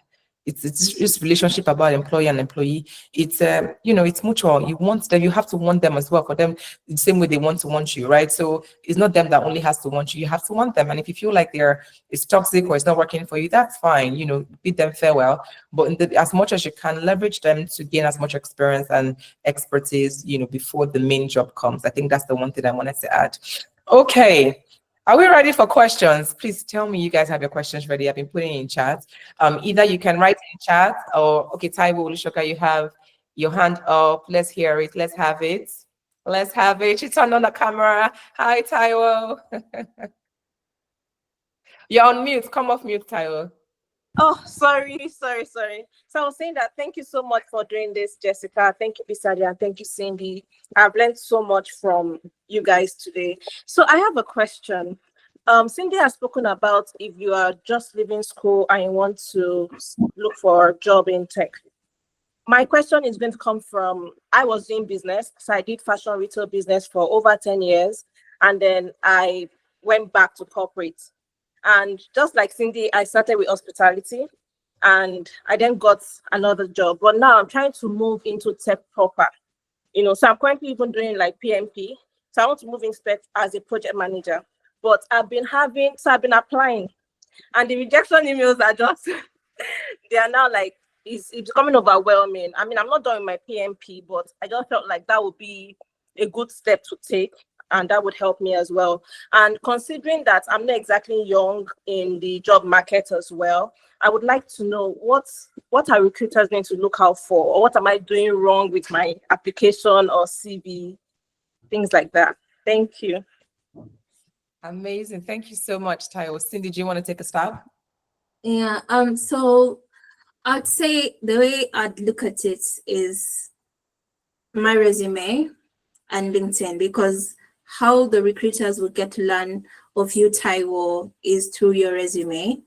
So for every role that I'm applying, number one, I'll be tailoring my resume to that specific role, to that specific company, right? Obviously, your LinkedIn will most likely be flat, but what I would do if I was the one applying to those roles, I look at the companies that I'm targeting. So whether it's Meta, whether it's Netflix, whether it's Google, look at those companies, take like 5-6 roles from these different companies, search the keywords, look what is the common trend in these roles. So if you're looking at project management, for example, what are some of the things these companies are looking out for? For example, agile experience. Do they want Scrum experience? And then truly, if I have those skills, either gained through school or gained through experience, having those highlighted in my resume, whether it's customer focus, and some of these things you probably have gone through them.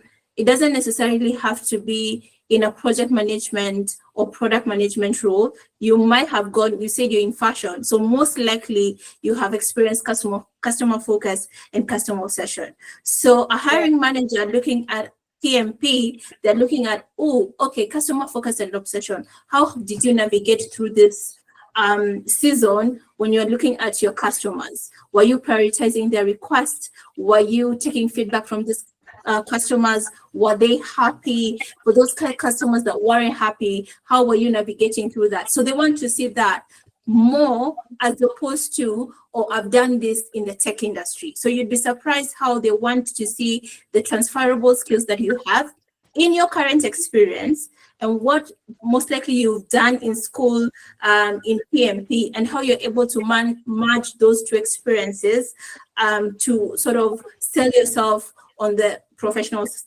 sites such as LinkedIn and your resume, but also looking at what other transferable skills would you have gained through the different opportunities you've had across the years. In your eyes, you might undervalue those experiences, but you'll be surprised how those experiences would actually catch a recruiter's attention. The second thing that I'll do is look out for recommendations and referrals. So if you have friends, if you have colleagues that you've worked with in the past, and they can speak about your commitment to work, some of the projects you've worked on together, and sort of describe that and put that as endorsements on your LinkedIn, for example, that would be fantastic. So that's another way I'd look at it. I'd look about connecting with recruiters and hiring manager, but this is how I look at it. Most times in these big tech companies, recruiters are very focused on particular disciplines and professions. So I'll do some research. So for example, if somebody reaches out to me for, I don't know, roles that I'm not hiring for, most likely I will say, hey, would you maybe check, because that's not something that I'm doing at the moment. Maybe they would be happy. Some may be happy to check internally to see who the recruiter is, but most times look through a recruiter's LinkedIn profile. See what is their focus area, what are the countries that they're looking out for. It could be they're looking at Africa only, or EMEA, or what kind of roles are they looking at? Corporate function kind of roles are they looking at? When I mean corporate functions, it could be senior roles, it could be we are looking at operations, it could be we're looking at finance, it could be we're looking at HR, but also it could be that this person only focuses on hiring purely software engineers. And here I am, Cindy, asking about a role in operations. So they absolutely have no idea what's going on in that world. So that's something that you definitely need to look out for. Read the recruiter's profile to see, is this their focus area? And if not, you can ask if they are happy to recommend you to the right recruiter, but also the hiring manager.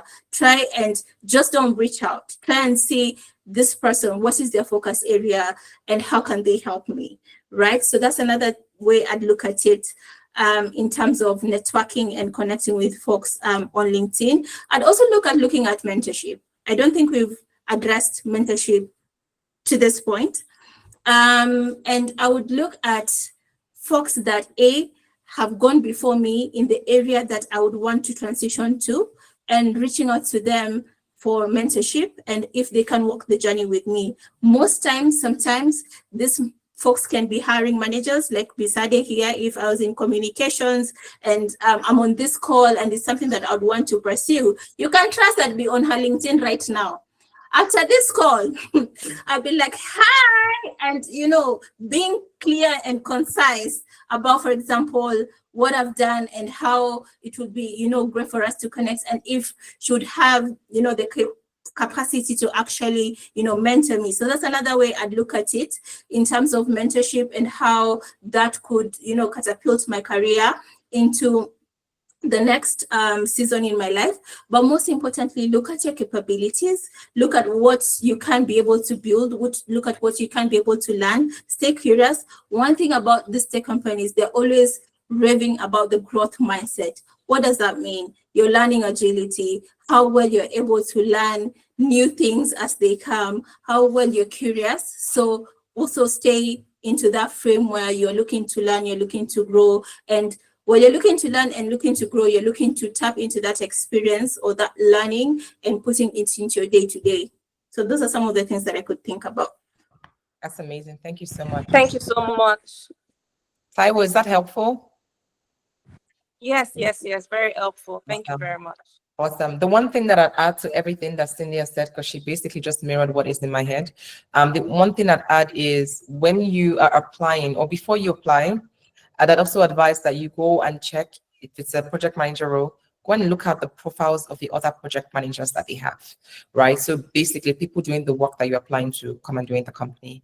Look at their profiles and see if there's a theme or a trend pretty much as to if there's any similarity, basically any connection between the way that they typically have hired in the past. So maybe they like to hire people that come from X company or from this industry or that have XYZ certifications or, X amount of years of experience. Just look at that, because you look at some companies and you see that, oh, this project manager has 10 years experience. This same person has just 5 years experience. Oh, that means, is there a seniority there? Like, oh, it doesn't matter, or it's just based on experience. So it's just good to have a look at your future. That's how I look at it. Like, oh, this is what I'm coming to be. I want to be in this company, and let me see the people already there. That's one. And then, so in terms of reaching out, I always say, like, don't focus on reaching out on just recruiters, because recruiters, sometimes they will ignore you, not intentionally, but just quite overwhelmed with lots of DMs on LinkedIn. Like, I don't think there's a day that goes by that I don't get a minimum of 5 to 10 messages. I don't know, since I've been in recruiting my whole life. There's always a DM every single day. So not every single time that we can reply to everybody, but I always say, like, go to the people who are doing your job. Go to the hiring manager. That's one. Hiring manager may feel overwhelmed sometimes because people can figure out that, oh, this is the hiring manager and they're all coming to them. People that are not overwhelmed are the people that are doing the job, meaning your peers. Go to those ones. They don't mind having coffee chats. They don't mind responding to you because they're not overwhelmed with lots of emails or lots of LinkedIn DMs or emails. So that would be my additional advice to you in the course of your search. Wish you all the best. Thank you so much, Jessica. Thank you. You're welcome. Okay, we had B Race. I don't know if I got your name right. Is B Race? Is it B Race or B Race? But please come up. Rice is like rice that we eat. Yes. Hi, Jess. Rice and beans. Right, B Rice. Exactly. My name is Bukola Rice. So thank you very much, ladies, for this. Cindy, Jess, Bisade. I didn't feel like I was like the target audience for this, but I'm so happy that I joined. So a little about my background is I was trying to break into tech and I broke into it. How? So I'm also quite old. So it's 20 years this year that I left the law school. So my background was in law. Thank you. I mean, I'm not using it for much, but my background was in law, but I followed man to Germany. I fell in love, got married, and went to Germany at the time where there were no global companies. So as I was going, I knew that you're not going to use this your law for anything. And at the back of my mind, I knew I was going to teach English because I speak English. I can teach English to, German speakers and everything. And that's what happened. I did that for 8 years. It was a perfect way to integrate into the society and also learn, about German even more. But it got to a point where I had peaked. The money is shit, excuse my French. And I knew that I wanted to enter corporate. And this is how I found out about tech. So in my basement, I knew I didn't want to go to like a big corporate where I'm just like a cog in the machine and somebody is giving. So at this time, I've been working freelance. I'm mature and I know exactly what I want. And I did get my break into a startup in Germany 3.5 years ago. I moved back to Nigeria with my family and I got another globally remote work. My question is, it's really, really crazy out there now. It's the tech that's what the advice that I want to hear from you guys now. Like there are constant layoffs. Every day is a layoff. So there's so many talented people out there and that are looking for roles and everything. And you've answered a lot. Cindy mentioned mentorship and recruiting, and you also said that, but I don't know. I guess you're not magicians as there's no, I really was thinking about, should I ask? But it's hard. It's hard. So my last was at Hodja, which was amazing. But Hodja was sold to Content Square and there were layoffs. And it's been 1 full year of intensely. So everything you said here, I think the only thing is that I didn't know ladies like you then when I was breaking in 2019. But this was all everything, upskilling, knowing what you wanted to do. And mine was in people operations because I'm a people person and this is what I wanted to do, but only with people-centric companies where people understand that human beings are actually what makes the business. So if you treat an adult right, they will give you extra. Anyways, it's hard, Jess, Cindy Bisade. It's like, I at this point, I feel like you really have to know someone because your resume is just there 20 times, it's hard. But I'll be coming into your DMs. You guys know me forever now. I can't even forget your name, first things first. But, listen, you have just hit the nail on the head. And I will tell you, I mean, it's a safe space even if it's being recorded and this is going to go on my YouTube channel. But fact is, it is hard out there. For us in tech, there is the constant, I mean, Cindy and I can relate to this because we work with these ones that are, the big ones. There's a constant anxiety, it's period, right? It's just what it is. And lots of people feel this way. So it is getting even increasingly more difficult now. Why? Because of all the redundancies. So what does that mean? That means that the market is fully saturated. So yes, as much as your resume would help you stand out, there's so many people doing so much more, so many people doing so much more because it's an employer's market right now. There was a world where it was a candidate market. It's not a candidate market right now. It is the employer's market. So even in terms of like salaries, I knew companies who would pay this much, but now they're paying this much because the market is there. There are people who would jump at that much. So I hear you. I mean, we can only validate it and confirm that it is real and it is fact. In terms of like advice, the truth is companies are also being a lot more pragmatic and they're also being a lot more intentional about inclusions and diversity efforts. So you're not still going to do the man, no man in that way of like, oh, somebody will help me get the job. I think it's getting like people are even rejecting coffee chats right now, because they don't want to create any form of bias. Oh, yes. Mm-hmm. That was something that was even I used to take coffee chat. Like, okay, I'm having a chat with you, but now I don't want to be too I want to make sure that I'm being as objective as possible, and giving everybody a fair chance. And I say the same to my hiring managers as well. Like there are people who can't come into the office for maybe final interviews, and then there are some that can, right? And I say to the hiring manager, like, I don't want you interviewing people online and then people in person because you most likely will flow well with the one in person, and then the bias is there. So that is how intentional hiring is now.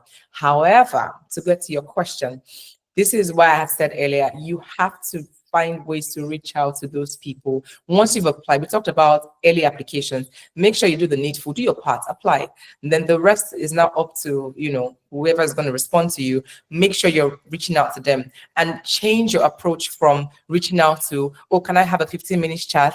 That thing pisses people off now. They're even pissed. They're mad. They don't want to hear about it because they don't have time for that. I'll tell you fact. Nobody wants to sit down now and be having coffee chat with 10 people in a day. They have KPIs, they have targets.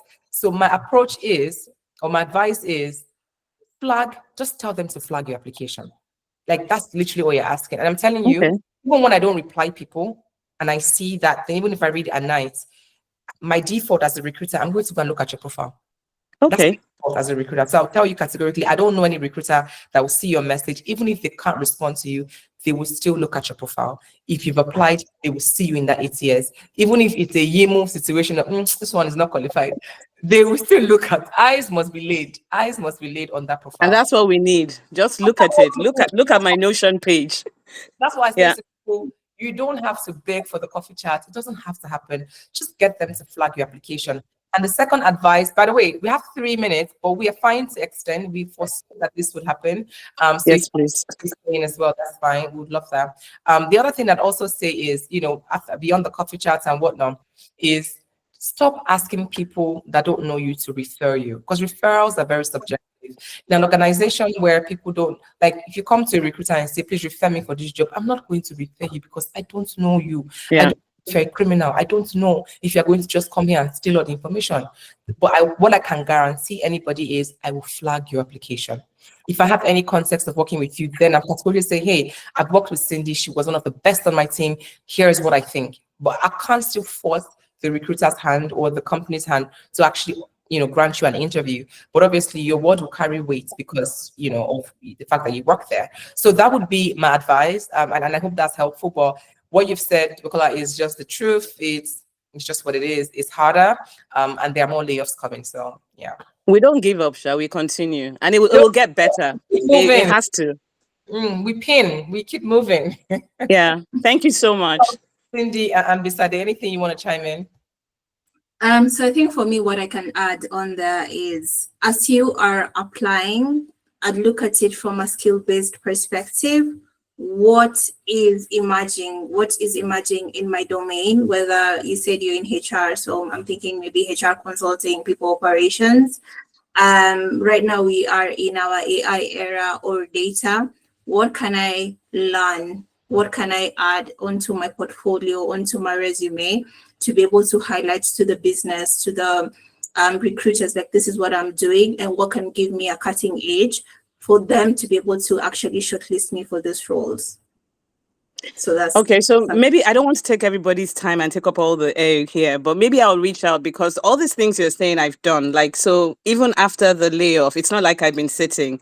I've worked with a fintech now where they didn't have any processes. I helped them implement Bamboo HR. Well, they didn't even have, it was over 100 people. But I keep thinking, I'm using AI, like, since it came out, for everything. It's the smartest thing you can do. And that's how I could even do that for the last 4 months, working with these people. But it's hard. It's almost, I can't believe how hard it is. Like, yeah. I think it's just what it is, right? It is. Yeah. What you do, because let's be real, you have more of an edge than the next person who has only local Nigerian or African experience, yet it's difficult for you. So I think it's fine to acknowledge how hard it is. I think that's okay. It's hard, right? But it doesn't mean it's impossible, right? When the right comes, it would be yours, but there's just a lot of options for these organizations. And then sometimes some companies have specific things that are unwritten in the job description they are looking out for. Be things like language skills, and it may not be something that it's a necessity to have, but it will be something that they consider additive to the team. And sometimes they may not put that in there.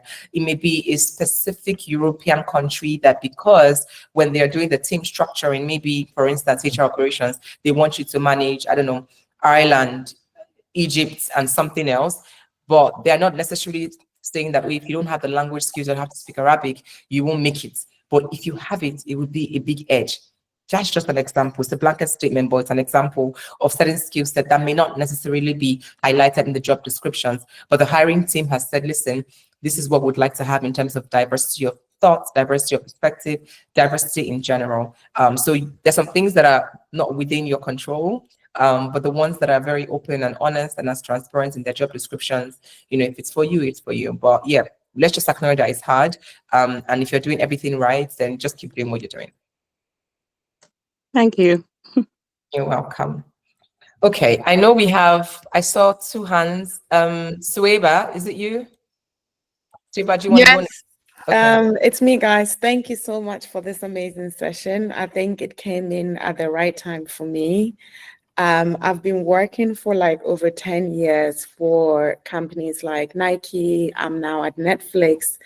And I am not like an expert in a specific kind of field. I'm kind of like broad across so many things when it comes to events management, supporting executives. Like I've done so much in my life. And now I'm kind of like thinking like, what is the next step for me? And in doing so, I look at my CV and I'm like, I have done it all. I've moved from investment banking to sports and now being in tech. But how do I set myself kind of like different from everyone that is applying? I think I'm so used to working for Fortune 500 company that like going for a smaller company, almost like I'm scared because I'm used to a certain kind of like culture and, diversity. But I think my main challenge is like, I've done so much and I'm not an expert in any field. And it's very hard. And I've always been poached to work. So the idea of being the one that having to apply or like even look at myself from a different place, I'm really struggling. Like the last 2 weeks, like I have my CV and I have like a separate doc that I'm like, I've done this. But how do I sell myself without like mentioning everything that I've done? I'm really struggling. So I'm hoping that, with your expert, you can, like give me some advice. I'm going to hand over to Cindy and Bisade for their thoughts because I know Sueba personally, so. So for me, how I'd navigate through it is number one, the roles that I'm applying to. There's usually obviously like a job title, minimum requirements. Obviously you have additional or preferred requirements, and then now the job description. So most of this, especially the big tech companies, you'll find they're very specialized, right? So for example, in TA, you can believe we have sources, we have recruiters, we have scheduling partners. Like it's so broken down, folks that send the contract. So when I'm applying to the role, if I've had the opportunity to do everything, I'd try as much as possible to highlight my duties and achievements in that specific role that I have applied to. So even when I'm speaking to, say I'm shortlisted, I'm speaking to the recruiter, I'm speaking to the interviewers or the hiring manager, I'd really try as much as possible to highlight that specific experience, okay? Looking at the skills, the transferable skills, even from my other roles, but what are the main skills from this role that I've done that could be shared to the hiring managers, to the recruiter, to show that I have capability in this particular space. Because for most of us, that's usually the scenario, especially when you're coming from a company that's not a big tech, where you're doing everything and then you're going into big tech and you have to sort of specialize and say, oh, I've done X and Y. So that's how I look at it. Look at the job description, look out for what they're looking for as a must-have, as a required skill. Look at my own professional experience as Cindy that I've done in that space, and use that to navigate through the conversations. And obviously, while I'm speaking to the business, I'm speaking to the hiring managers, to the recruiters, I'm trying to understand or questioning, have I answered your question? Have you gotten everything that you need from this question that I've answered? In case not, then I can be able to tap into my other experiences to be able to fill that gap. Another piece of advice would be, try as much as possible, even when you get like an opportunity to interview, to use the STAR approach and lesson learned. That really helps. and can be a trick, especially when you're looking at a senior interviews, because most likely with the STAR approach, you're gonna find that you've answered all the question, like the question in its whole spectrum, as opposed to just answering the question and not sure if you've answered the question fully or not. So that's how I'd look at it. Thank you. Bisade, your thoughts? Okay. Hi, Sueba, right? Is that correct? Okay. So I would just like to say that. So let me give you an example. In comms, there are different aspects to comms. There are people that their strength is in event management. There are some people that what they do is core media relations, like they're just engaging with the media. There are some people that they're in charge of lobbying. Do you understand? Which is totally different from core corporate communications. So I just want you to look at it this way. So with everything you've done so far, I'm sure you particularly don't enjoy doing everything, but there are some things that maybe you really enjoy doing. You mentioned something like event management. If you really enjoy event management, I think you should apply for roles in event management, because there are so many organizations, I'm sure, like Netflix, Microsoft, even Flutterwave, because in comms team, we have some people that are dedicated to only event management, sponsorship, and partnerships. So you can look at everything you've done, the things that you really, really enjoy doing, tailor your CV to that and apply for those roles, so that by the time you even join these roles, you enjoy, you really, really love what you're doing, and you look forward to working every day. So that is what I would say. So you might have you might have done so many things, but you particularly might not enjoy doing everything. So just focus on those things you love doing, tailor your CV to that, and apply for those roles. That's what I would say. Amazing. I would just add, even if you know you can come to me via WhatsApp, but I'll add anyways, that if you still haven't figured out all the buckets or categories of your specialty, because you do a lot, you truly do a lot, is list out all your accomplishments, all your achievements. Like, let's forget about the big words like the events planning. Let's list out all the things you're really genuinely proud of, put them down on a Google Doc of some sort. And then from each of your accomplishment, it bring out the big words. Like, summarize, okay, so you successfully did XYZ, or you saved costs, whatever you did, or because of you, this thing happened. Then start to think about the big words that can come out of that, right? You know, so that helps you put this skills that you have into actual categories, right? And that's really helpful. Then you can have those buckets. Then you can sit down and say, you know what, which one do I thrive the most in? Like, forget what people have said, like the one you know that you truly excel in, you know, from your sleep, like you're so happy to do it, and you see growth in that area. You can also leverage, you know, AI, leverage ChatGPT, and then put these things there and tell them like that's the work. That's why it's supposed to help your life be easier. Tell it to help you break it apart. Like, what categories do these fall under? Give you very specific commands, and then you'll be able to get something that helps your, like, all the thoughts flying in your head, just put them together. Because I think before you can even make a move to know what you want to apply to, you have to figure out what is in here first. And for me, that's the first step to take. So that would be my advice. And just to add, I think the other piece I'd leverage is mentorship. I think I cannot insist enough. After you've listed like your accomplishments, your achievements, your interests and things like that, I would identify mentorship, because then you'd have clarity of what you want to pursue. Then, especially if I'm already in that particular company, I reach out to the leaders, the folks that are leading the teams, and say, hey, I'm interested in ABCD. Would you have the capacity to actually mentor me? That has worked. That has worked for me.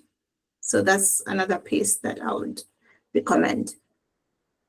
Because when the opportunity do open up, the opportunities, they would actually maybe sponsor you surprisingly and say, hey, I've actually walked the journey with this person, and I could actually vouch for them. So yeah, 100%. Thank you guys so much. Really appreciate it. You're welcome. So we have two questions. On that, you know. Okay. Sorry, Jess. You No, have it's to fine. learn out. I hope you guys don't mind staying on, because I know this is 10 minutes over now. So I'm happy to stay on. If We don't mind. Just Yeah, so you have to learn how to like speak up. So we usually do something in my team during stand up, especially at the beginning of the year. They ask you, "Oh, what would you like to like do this year that is different?" And jokingly, I just said, "Oh, I would really love to improve on my public speaking because at Flutterwave, aside from what I do, I also organize town halls. I host a lot of internal events, especially when board of directors, investors, they are coming. I speak a lot. So sometimes the anxiety kicks in. And I just jokingly said, "Oh, I would love to join public speaking for SLT." And luckily for me, they said, "Okay, that's fine." So I'm like the least junior person that will be attending the public speaking event for like the CEOs. And so, yeah, I totally agree with Cindy. Please learn to speak up at work. awesome. So we have Ifoma Christiana. Do you want to come off mute and ask your question? Hi, good afternoon. I honestly don't have a question, but I enjoyed all the section. I joined by chance because your sister Jess, I don't know, Jennifer posted it on her status. Okay. So, and I'm so glad. Yes, I'm a recruiter with the tech firm as well. I'm a HR with a tech startup. But everything that is being said here, I've learned a lot. So thank you so much. I'm glad I joined. We're very happy that you found it useful. Thank you for joining as well. Awesome. I know there was someone else. Omotayo. Hi, Jess. Hi, everybody. Thank you so much for this session. It's been amazing. So my journey has been a little all over the place. I started with Andela. Jessica hired me. And then I went on a passionate detour. I had some dreams of working with the UN as well. So I thought to chase that dream a bit. But for a while, I began to feel stuck. And so I decided to go back to operations management after like a reality check and some assessment. So now I'm back in like IT project management, but I work in the public sector and I'm looking to, join the big tech companies and all of that. But it's like, aside LinkedIn, where do you find these jobs? From working in Andela, I know that there are some job boards that are dedicated to that that tech companies use. And so I'm just wondering, are there job boards that you can recommend for us to go on to see what's available out there and all of that? Thank you. Madam Cindy. Yeah. So for me, how I'd go about it as a job seeker, the first place, other than like the rest of the sites like Indeed and other job boards, is the careers website for each company that I'm actually interested in, and create a job alert. So like that's my first, before LinkedIn post any job, the careers website for that company needs to have posted that role on their careers website. So that will be my first go-to, the careers website. After that, and put a job alert for, if it's project management, product management, program management, put the alert, and then now go to other job boards and other remote sites depending on where I'm looking. And also another thing that I would say, don't just restrict yourself and say, oh, I'm in Kenya, so I'll not look at a role in Europe. You'd be surprised how many companies are willing to relo folks from Africa to Europe, right? For the right person, they're willing to have that relocation budget and allowance in place. So I wouldn't just restrict it to, oh, I have a job alert, but more specifically to the country that I'm in. So for example, if it's Microsoft, have they posted a role on LinkedIn that is within Nigeria or within South Africa? I'd actually put it across email so that when that opportunity comes through, I'm able to apply to that role. So my first job board that I would recommend is the careers website, because we have so many other job boards and it's dependent on so many things. Do we have a relationship with this job board? Do we have a working program with them? The one place I'd recommend is the company website. And for those that now I am not sure, like what other company, let's say I'm open to whatever company, then I would actually look at the different job boards, whether it's LinkedIn, whether it's Indeed, whether it's the remote sites, depending on what I'm looking at. But the first place I would identify is what companies do I really want to work for? What am I really passionate about? What company would I be actually excited to be working and associated with? That's how I'd start and go to those job boards. Thank you. Okay. So for me, I think sometimes as individuals, we usually downplay the level of information our peers they have sometimes. You know, it is very important when you talk to your circle, because sometimes people have information that it is until you speak about it or ask about it, that's when they be like, oh, okay, this particular company is actually recruiting and I know somebody there. So the first thing I would say is talk to your peers, talk to your mentors, talk to maybe people you've worked with previously, like Jess. You know, you've worked with Jess before at Andela. Jess might not necessarily be recruiting for Netflix, but she might know a friend that is in another people team in another company that's actually looking to hire in your particular role. Another thing I would say is, I know that for our professions, we have like different bodies. So for communications, we have like Chartered Institute of Public Relations, we have Institute of Internal Communications, we have Chartered Institute of Marketing. Sometimes it is very, very important to follow these bodies because they are always posting job opportunities. You might be lucky and you might find something you like.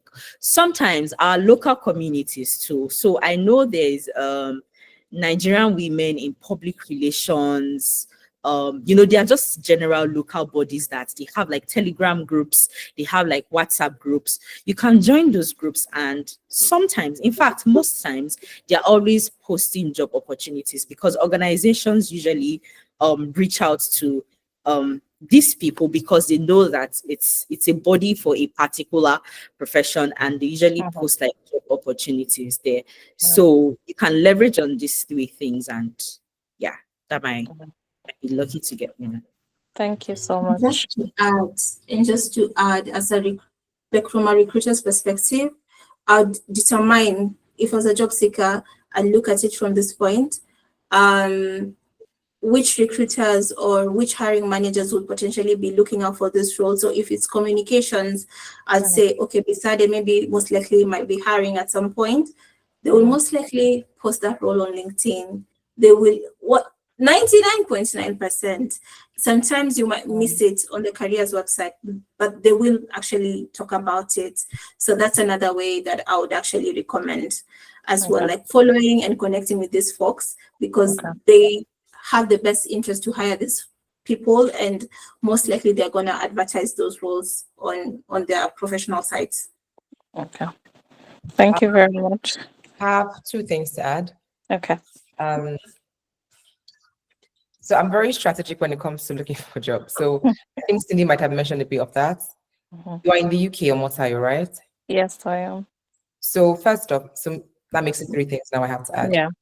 So to your specific questions around like what other job boards beyond LinkedIn, you can actually just Google that to know which ones. I know that there is one called Otta. It used to be called Otta. I think it's called Jungle now in the UK.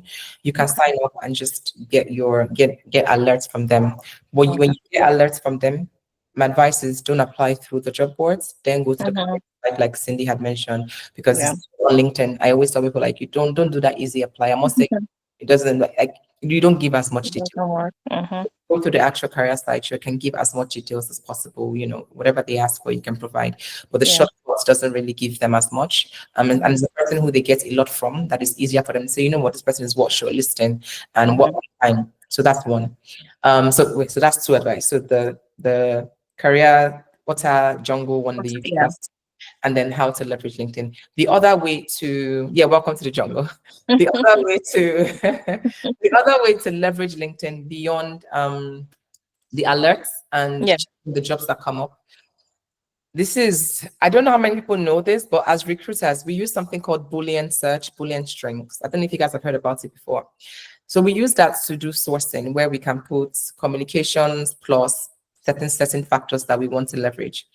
Do you know that you can leverage that to look for jobs? You go on your LinkedIn right now, yeah, and you, let's say you're looking for, Motayo, last time I checked, you're an operations person. I don't know what you're doing. Yes. So it's operations / project management. Okay, so let's say you're looking for whatever role you're looking for, right? Yeah. Put a quotation. It's that I wish I could share my screen and do something, but whatever. Just listen. It's very simple. Yeah. And this is for everybody, by the way, if you're looking for a job. Put a quotation mark and put your what you're looking for. Say project manager. Okay. Quotation. So project manager quotation plus or and in caps, AND, and another quotation, hiring. Right. Just so simple ones are fine. You can add more, but don't complicate it. Just put that. You put that on just your LinkedIn search. What's going to come out is you're going to see posts, you're going to see jobs, you're going to see people. Click on post. Okay. Click on post, and then you can filter through that post.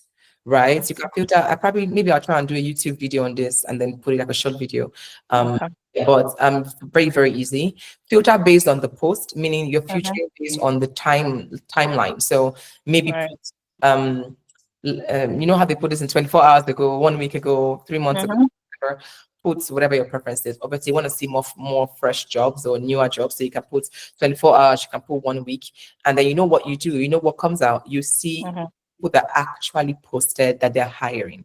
So before it takes, because the thing about the integration between, and this is me going in the back end of recruiting, the thing about the integration, and Cindy, you know this, integration of your ATS and LinkedIn, sometimes they don't talk to each other as quickly as you want them to talk to each other, those two systems, right? Sometimes it's faster, depending on the ATS you're using, sometimes a bit slow. Maybe it's on our career page right now. It may take, 4 hours or 8 hours or 24 hours for it to actually reflect on LinkedIn. So what hiring managers do, because hiring managers, they can't wait to hire, they're never patient. They've gone on LinkedIn. Oh, I'm hiring for, if you know anybody, reach out to me. They put it on their LinkedIn. So you're actually seeing live posts that were posted 2 hours ago, 1 hour ago. And then most times they put the links there, or common sense will take you to their job site and they apply accordingly. So this is also a case where even if it's on LinkedIn, there are some roles that LinkedIn may not present to you as your first 10 jobs, right? You may need to search and go to page 1, page 2 if you don't do the necessary filtering. But this one is one way to just know what's fresh. And this one takes you across different countries. You may see what's happening in Germany, you may see what's happening in Ireland, because we're focusing on posts. And these are not posts of people that you follow, okay? These are posts of people that you're not even connected to. So this is why this is a very special way of also searching, but most people don't know about it. So you're welcome. Thank you. Thank you. I've actually just done it, and I've seen a couple of posts already. Exactly. So that usually helps just to know, like, okay. And then for some people who are looking for, like, especially people that are doing freelance jobs, they use that method a lot. Those that know, they know. They can look for jobs in like 24 hours, in 8 hours in 1 week, and they can literally get the job in one, because freelance, you don't have like stages of interview process. It's like share your portfolio. The other thing I want to add, Taiwan, I know you have a question, I'm coming to you. The other thing I want to add just came to mind now is, I think this cuts across everybody. It's not necessarily to a Motayo situation. The world is also, the hiring world is changing from, like, talked about, to skill-based and all of that, leveraging skills you have, There's also the packaging element, right? Where people are using a lot of portfolios now, so it depends on your role. Obviously, I don't have any portfolio to give. I'm a recruiter, so I'm going to list my accomplishments in my resume, take it or leave it. However, people who are in marketing, for instance, or even project or program management, there's a way that you can package your resume. That is not just your resume, you're putting a link to something, right? So that's what we call like the portfolio career. Like, it's literal in the sense of portfolio, but it's illiteral in the sense where you can do more than one thing. You can do multiple things, like the Sweber situation. So it's called portfolio career, where you are not just a one-size-fits-all person. You are not talking here are my various skills, and then here's how I can contribute to this organization because of this role you put up, but these are my various skills. So beyond your resume, there's also this thing that you can do, but it doesn't work for all roles. Like we really need it in recruiting. It's very straightforward. But for some roles that require some bit of like obvious creativity, innovation, that's a good way to go. Bisade, I see your hand, I see your head is moving. I totally agree with you, Jess, because I was telling somebody recently that in my next role, I'm going for maybe director of corporate communications or head of corporate communications, because I already have experience in external communications and I have experience in internal communications. So I'm currently working on my portfolio as well, add everything together. I'm saying I didn't even know you're doing that. Yes. Amazing. Okay. Gosh, I can't believe we've spent extra 30 minutes. Taiwo, you're up for your question. Okay, sorry. So my second question is it okay to have your LinkedIn profile looking different from your resume? So when you're applying for a project manager role, for instance, and then on my own LinkedIn profile, I've worked in different industries and I've done different roles. Sometimes I'm always like, the recruiter will go and check my LinkedIn and then it now looks like I'm lying. So most times I always just stick to my job title on my resume and I tweak the what's it called now, the achievements or whatever I did, my job responsibilities, I took it to meet the CV requirements. So I don't know, how does that work? Do you guys actually compare, or do you guys understand that we are applying for this role, that's why we are writing in this manner? So yes, I would say not all times your LinkedIn profile and your resume are gonna look the same. Obviously, things such as education, those should be constant. But when it comes to, there's this thing about tailoring your resume to fit the needs of the job that you're applying for. Most likely at all times, your LinkedIn is gonna be constant. And that's where the keywords that Jess was talking about, that's where they come in, because when I'm looking for somebody on LinkedIn, I'm definitely going to leverage the keywords. And I think at some point I talked about, if I know, for example, I want to do project management or program management in tech, I'm going to look at 5 or 6 job descriptions in 6 tech companies. And then I'm going to try and see what is the common language in all these JDs, and then tailor my LinkedIn to that, because I can't have the opportunity to change my LinkedIn for every company that comes across. I want my LinkedIn to be visible to all recruiters, regardless of which company, whether it's a startup or it's a big tech company. So my LinkedIn is definitely going to be constant, and it's going to have keywords that will be able to attract recruiters and hiring managers to my profile. Yeah, so there are things such as the headline, the endorsements, your skills, your achievements, your accomplishments, your projects, being highlighted very clearly and very concise over to your LinkedIn page. When I'm thinking about your resume, I'd say the one thing that I would recommend is trying as much as possible to tailor your resume. And I know it's a lot of work, but that's one of the tricks in terms of getting your profile sort of shortlisted, because different companies have different must-haves, and by that I mean minimum requirements. And one minimum requirement for one company would vary from company A to company B to company C. And that's where you use you leverage your resume to actually sort of position and sell yourself to that particular company, depending on what's important to that particular company. So while your accomplishments might be similar, but you'd want to brainstorm, looking at this job description, what is important for this particular company, and highlighting that as the first maybe skill that you want to highlight, as that might be different for a different company. So I'd say for your resume, I would highly recommend that you tailor them to the different roles that you're applying for, if it's possible. Okay, thank you very much. What I'd add to that is I completely hear it, because personally, just as a personal person, not as just a recruiter. I have an ick when it comes to seeing completely different profiles, because I'm like, okay, which one is it, right? However, tailoring is important because that's the best way you can prove to the organization you're applying that truly and really you have that experience. The only thing I'd say is the idea of tailoring, people have misconstrued it to exaggerating lying and basically just reframing. So as long as you know that you're staying true, because integrity is a big thing for me, even as a recruiter, if I feel like you just added lots of salt and pepper and everything inside just so that, you know, you can be shortlisted, then I definitely will not shortlist that candidate, because then there's this lack of integrity on that person's part. But obviously it has to take a conversation for you to be sure of that. So I would say that tailor, but don't tailor where you're like, it feels like you're not the same person. That there still has to be some substance that connects you back to even what they see on LinkedIn. I should not see like a completely different story on LinkedIn versus your resume. So that means the types of roles you're applying to, because they sit in the same skill set category, there has to be some commonality that still connects you back to what we see on LinkedIn. So, and I know it sounds very vague, but that's the best way we can explain. Like, why we say tailor, it's not a copy and paste situation of like, oh, they say they are looking for a role that is so different from your role. You know, you can still highlight your skill set while remaining true to, you know, the job title. If there's like synonyms to that, you can use, and then hopefully that can get you shortlisted. But it's very important that you still maintain, you know, doing the right thing and not exaggerating or basically lying on your resume. There's some question there. So You guys Bukola know the answer. asked the question. Sorry, Taiwo, were you speaking? I was saying something.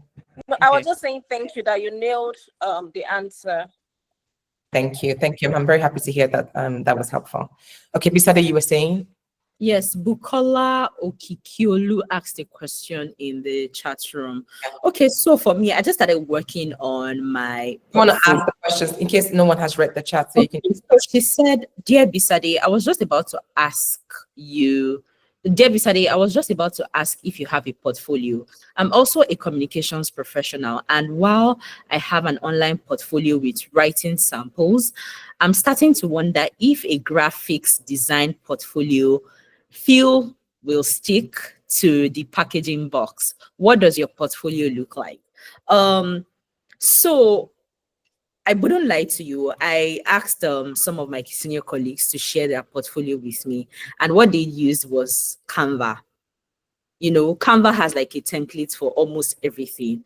So you can use Canva for it. And that's what I'm currently using. And you also want to avoid over-designed portfolio, especially when the content in the portfolio is not so great and the design is everywhere. So just go on Canva, look for a template, and just look for something very subtle but very nice.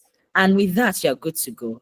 So I like the fact that you have your writing samples there. That is very, very important. And I would also ask that if you have like press releases or articles that are on Google search engine, please attach it. It's very, very important. I'm also doing that as well. So yeah, that's what I would say. Awesome. Are there any more questions before we wrap up? I think I think this has been really engaging. So thank you guys for coming through with your questions. If you still have any final questions, please feel free to ask now, and that would be the last one. Otherwise, I just want to say a big heartfelt thank you to everyone who showed up and stayed to this time, because I know folks had to drop off, which is fine. We went over time, so that's understandable. In terms of next steps, I will be sharing with you guys an email shortly, sometime within the day, giving you sharing a feedback form. So if you could please fill that feedback form, that would be very, very greatly appreciated. That's one. It will be really short. Don't worry, it's a Google form. It won't take too much of your time. 5 minutes tops. And then secondly, hopefully we want to make this a quarterly session or quarterly event virtually, where we can just come together and connect. So if that's something that you're up for, because you've signed up for this one, and make sure to ensure that you get the invite to those ones as well, so you can fill it up and sign up. And then I think that's it. Any final thoughts and comments? Bisade, Cindy, did you enjoy this as the speakers as well? Yeah, I did. I love the energy. I love the energy in the room, and thank you so much, Jess, for putting this together. Such a great session. Fantastic audience too. I agree. This is guys. Yeah, thank you so much, guys, for joining, for the questions. My parting shot for you guys would be stay curious, stay learning, have your growth mindset up there. Yeah, that's all you need. That's all you need. Completely. And always speak up, guys. You don't know who knows who. Voice, Speak use your up. voice. Yes, speak Voice. up. And I think that the final piece, the ball, whatever you want to call it, is, the thing about joining tech, it's really about a mindset shift. I mean, there's the skills element and all of that, but it's really about a mindset shift. I think that's something we didn't get a chance to talk about as much, but just so you know, what sets you apart from, say, a traditional company into a tech company or a completely different industry is the mindset shifts. Getting comfortable with ambiguity, getting comfortable with, chaos, because it can be very chaotic, and getting comfortable with change, constant changes as well. So yes, I think that's the one thing to also take away from this event. Florence, I see you have a question. You say, would you be open to collaboration, quarterly plans? Would you be open? Yeah, sure. I don't know in what sense, but yeah, happy to talk through that. Bisade, please go on. Yeah, I just wanted to say that sometimes imposter syndrome might kick in, but trust me, you can do, and just take away the fact that I know that people just say tech. Remove that tech mindset from your mind and just focus on the work, your capacity building, the core of what you do currently. And you might see a job and you know that you can do that job, but imposter syndrome might kick in the sense that, are you sure you can do it? Do you really want to apply for it? Go for it. Do it. You can do it. Trust me, you can do it. I know so many people that they are my friends. They are now working with great organizations, Meta, and they had imposter syndrome, but you just have to do it. Just do it, basically. Imposter syndrome will definitely come in, but just go for it. Yeah, I think the next session will actually be around something similar. So if you guys are interested in that, it would be around I don't know what the topic's going to be like yet, but it would be something around adapting in tech, surviving in tech, thriving in tech, expanding in tech, and all of that. But yeah, fingers crossed. Florence, I just put a Gmail there that you can, okay, I would just take yours as well. Let me take your email. But yes, we need to wrap up now so you guys can go and do what you do on Saturdays. But thank you for the engagement. Thank you for the questions. And yeah, this was amazing. It's the first one we're doing. And then hopefully we'll do one before the end of Q2 and another before the end of Q3, and hopefully one to wrap up the year, God willing. But yes, thank you guys for everything, for signing up and for being here. Appreciate you. Bye. All right, bye. You can come off mute and say bye-bye now. Say something. Say bye. Thank you so much. Thank you very much. Thank you guys so much. Thank you so much. Thank you. I'll be in your LinkedIn DMs. Okay. Bye. Thank you, everyone. Have a nice Cindy, weekend. bye.